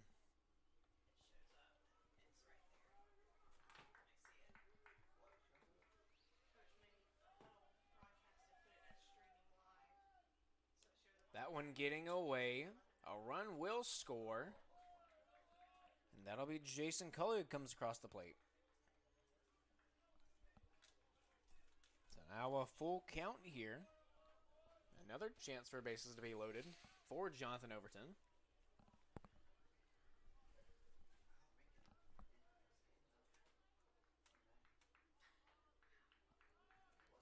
We're almost halfway there. 3-2 pitch coming. Pops it up. Into the dugout. Could not be caught. So we will count stays where it's at. Good reflexes there by Jonathan to get out the way. Definitely. So he'll be ready if he were to come up. 3-2. 2 outs.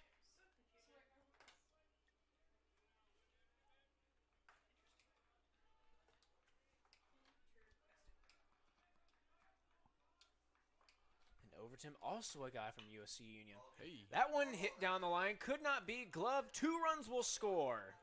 There you go. Good boy.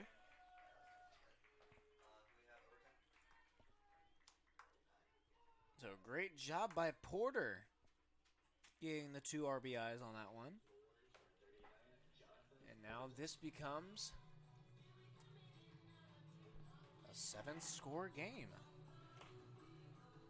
Jonathan Overton will get the call. Now just a lone runner on first base. That's Clay Porter. Jonathan Overton does come into this game hitting .214, 14 at-bats, 3 hits, one of those being a double, has 3 RBIs. 2 homers and 10 RBIs, batting .241 last year for USC Union. Could we possibly get any of his high school basketball stats? Probably have to dig very deep for those. Yeah, probably. We might have to ask him for some film and see how good we he gotta is. we gotta get some film. We Definitely. gotta see a lob to Zion. I would absolutely love to gotta see see that. a lob to Zion for sure.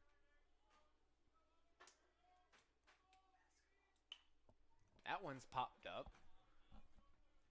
In foul territory. Get a bouncer on the sidewalk.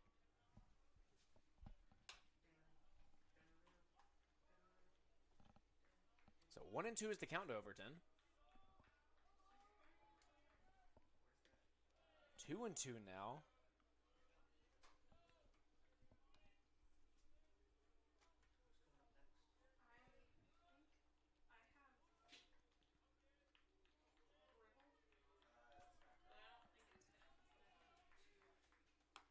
Swings and misses at that one. That will end the 8th inning here. So now the batter who will be coming up for the Warriors would be Josh Long. We'd love to see another home run from him to lead off the inning. Definitely. But we have to go through Mars Hill at the top of the 9th here. Very great inning from the Warriors. Jaden James to lead off. Then Trey, well, actually just Jaden James. We might see some changes in the lineup, just being up big here late in the game as we go to the 9th inning. So we'll be right back with some 9th inning action to close out this game when we are back.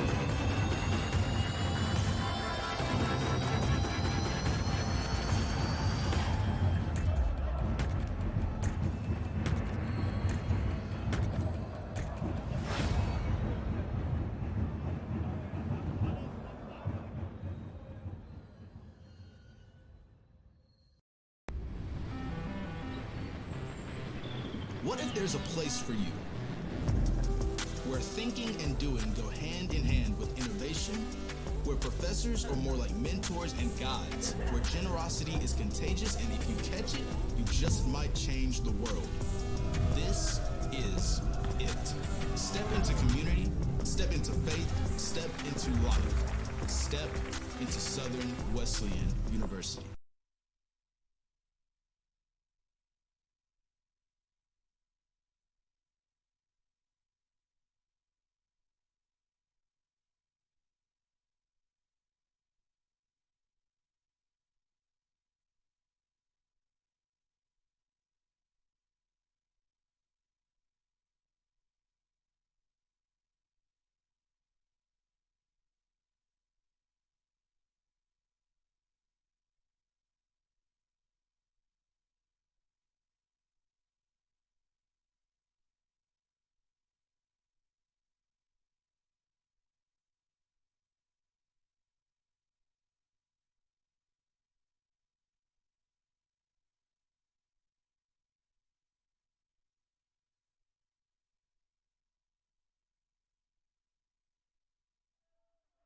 Here for some 9th inning action here to close out this game.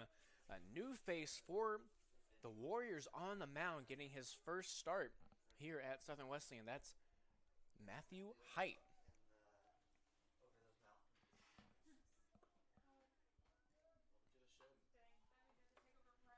Welcome to the show, Matthew. Right now to Jaden James. It's the 3-1 count. Jaden James, one of the few guys who's been in the game really the whole time for either team.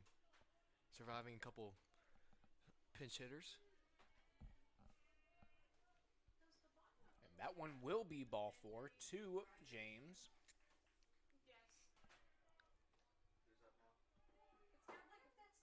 Now it's a new number, or a new batter.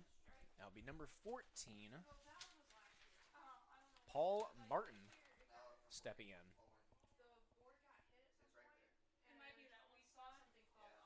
Paul Martin looking for his first hit. He is over 7 on the year.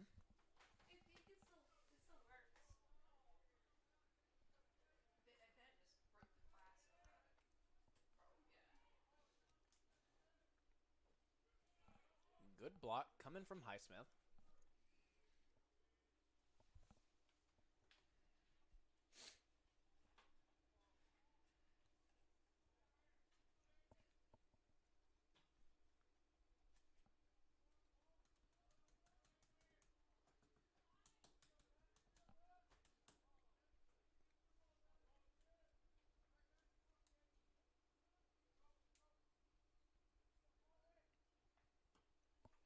Another pitch to him inside, and that'll get past him. So James moves to second on the pass ball.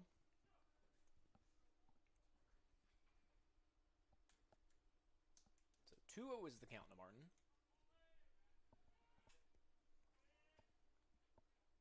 Actually, no, I don't think so. Because yeah, it says unconnected. Yeah, I guess the camera time. That's weird. That one can't find the zone either. Kemp moves to 3-0. Yeah, 3 straight balls right there. Got to get one in the zone now.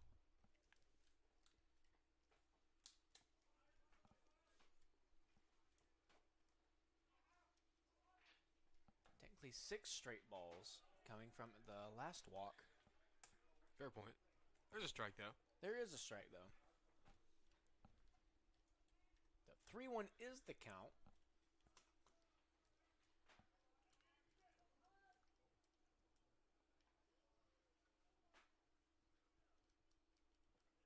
A little pickoff move, punt fake.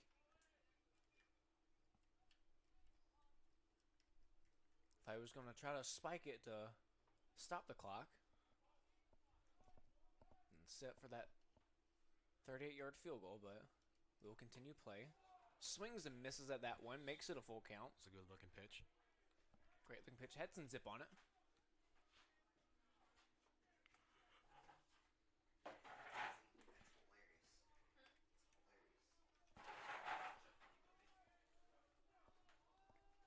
So 3-2, bounces to the plate. That will be ball 4. So back-to-back walks for Height.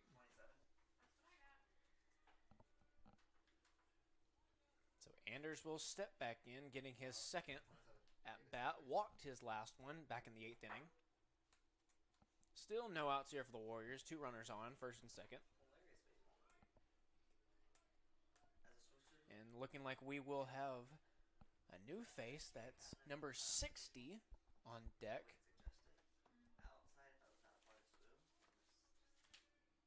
Number 60 will be Philip DeVita, the right-handed freshman from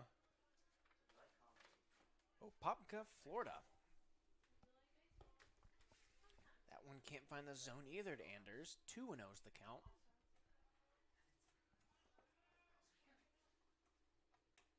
So Highsmith coming out to have a meeting. A full infield meeting. I mean, really, Height not finding the zone just yet. Needing something to start the rhythm going. Because still having no outs, 2 runners on, already in the 2-0 hole. You need something to get it going. I mean, even just putting the ball in play. I mean, that's why, like, any level, throwing strikes is the #1 priority for pitching.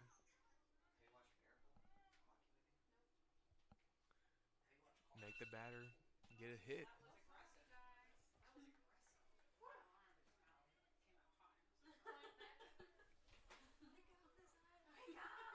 So median churn, 2-0 is the count. First one is inside, making this a 3-0. Chased him back. Keeping him off the plate.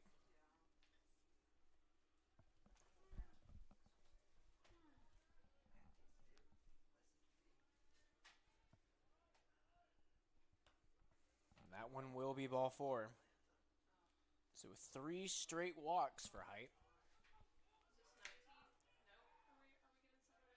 And Philip DeVita will step in.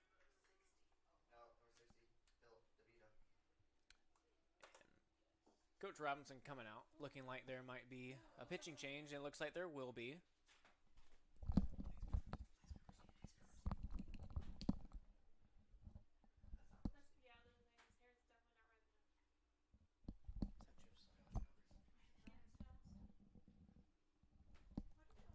New pitcher coming in for the Warriors, trying to get a name on him now.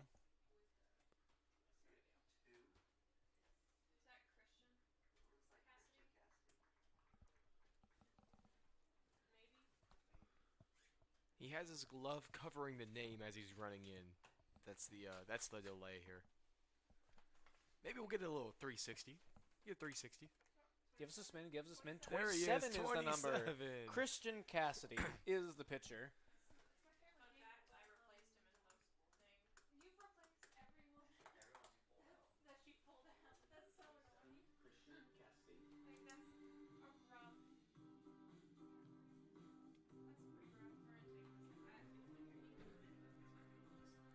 Like, that's a rough. That's pretty rough for a take this back. Big rush, yeah, they'll never recognize.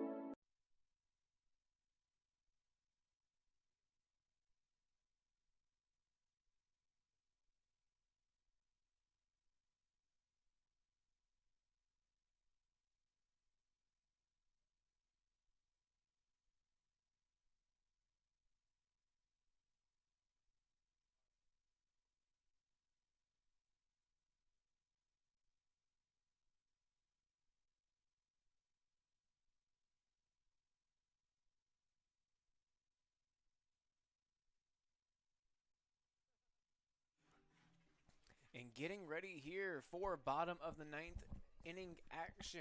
Warriors have a lot on their plate here, being down 19-9. Josh Long is your leadoff hitter for the Warriors here, who homered as a leadoff homer back in the 8th inning. Sparked a mini run too, or mini rally, I guess is the better word in baseball. 3 runs last inning for the Warriors. Absolutely. Or excuse me, 5 runs. 5 runs last inning for the Warriors. But new pitcher coming in for the Lions. It's number 35, Gavin Rayab. Coming in to pitch the lefty. Another lefty.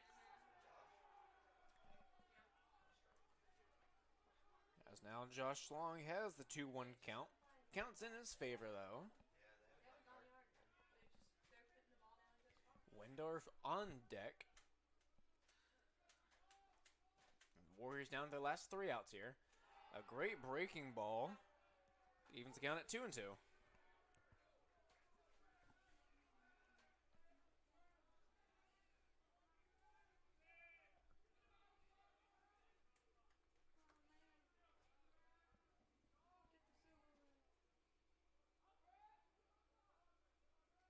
So 2-2 count now. Swings and misses. Striking out Long. So now stepping in is number 22. That's Windorf. Still technically his first at bat of his career. Had 1 plate appearance where he walked last inning. So looking for that first hit.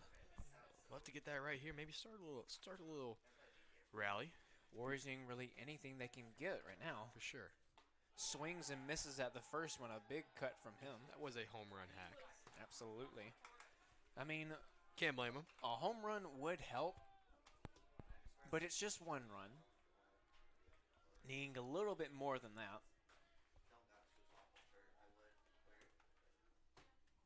Second pitch to him, blows it by him again.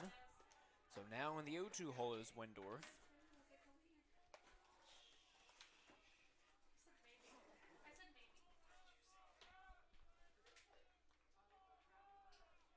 Just a little reminder that Southern Wesleyan Baseball tomorrow takes on Limestone University over at Floor Field for tomorrow's matchup in a little neutral site, as that one's fouled off the shin. That's always a no good. Especially with no shin pad. That one hurts a little bit. Absolutely. Also, a few more Southern Wesleyan sports going on for this week. Friday, Southern Wesleyan softball taking on Young Harris in a doubleheader. And baseball at Emmanuel. Coach Robinson against his former team. Absolutely, yeah. As Windorf does go down swinging for the second out. So now Wesley Wendelman now up.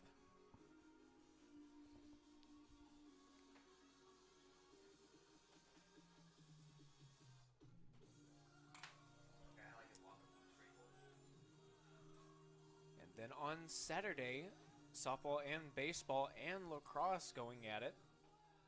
Lacrosse is at home.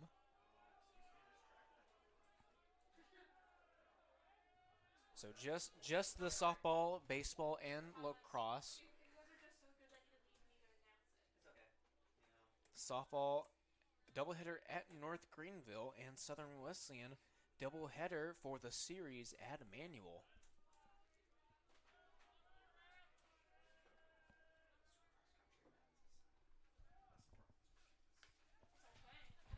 A 2-0 count now to Wendelman.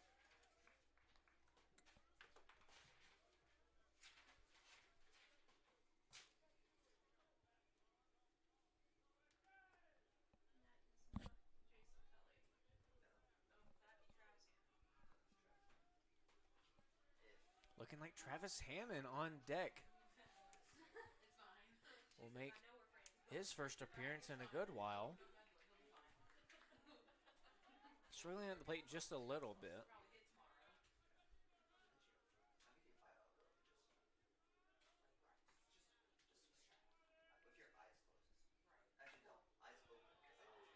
one does get in there.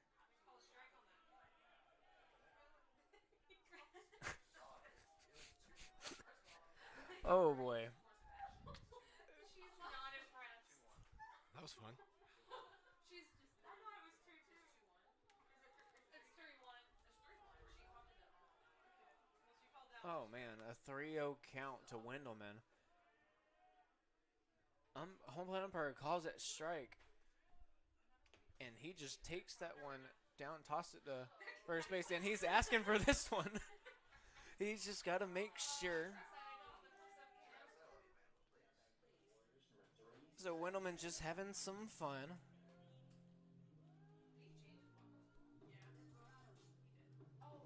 As now in the leadoff, we will have Travis Hammond coming in, his first at bat in this game.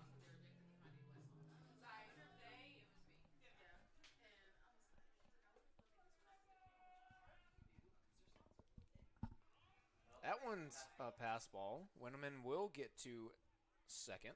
Well, it's not even just what part of the song. The whole song has to be played. Yeah. No, it had. I think it had 1 word, 2 words, 1 or 2. I mean, it wasn't like the worst one I've done before. Which is Tyler Jackson. Let's see if we can that one. So the 1-0 count now to Hammond. Watches that one. 2-0 is the count. Jalen's had a couple that are. Yeah, I said, oh, no. How many did Please try again. Luke have tonight? So Rayab getting those first 2 quick strikeouts, but struggling so far as he finally finds the strike zone on Hammond. 2-1 is the count here.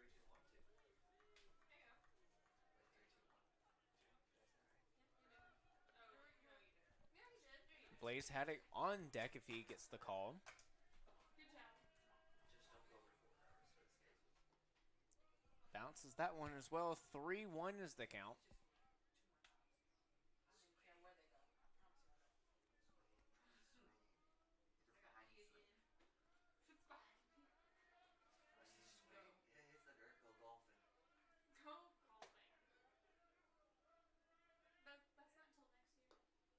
And that one will be ball 4. So back-to-back walks. This is Blaze. Blaze Haddock will get the call. And Coleman Kelly will be on deck now. Number 37, Blaze Haddock. Haddock was walked in his last at bat.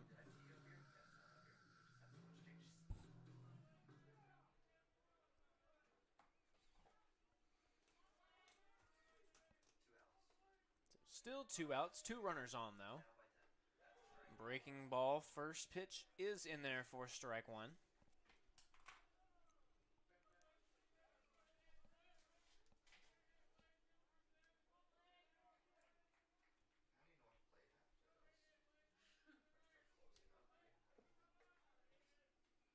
Second pitch to him, fouled off, is in the 0-2 hole now though.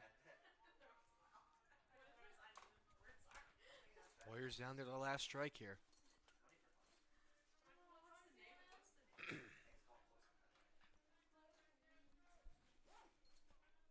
I think that one's clean. No, it's not. It's not? No. Don't let them offer alcohol. Well, it's fine. Alcohol, like, we're talking about, like, alcohol to clean your hands. Right, I mean, yeah. Not like. And the 0-2 pitch now coming from Rayab So camp up my sister works at. is in there for strike 3, so that will end the game. Oh gosh, guys, it's just under 4 hours. I have to figure out how to. And so now after almost a 4-hour game here at home for the Warriors, they will fall to the visiting Mars Hill Lions. So that will be the 9th win for the Lions. And the Warriors will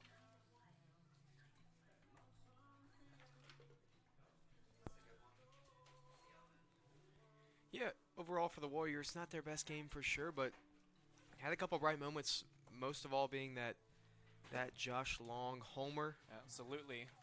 A couple guys making or getting some appearances that wouldn't normally today. Colin Windorf making his debut.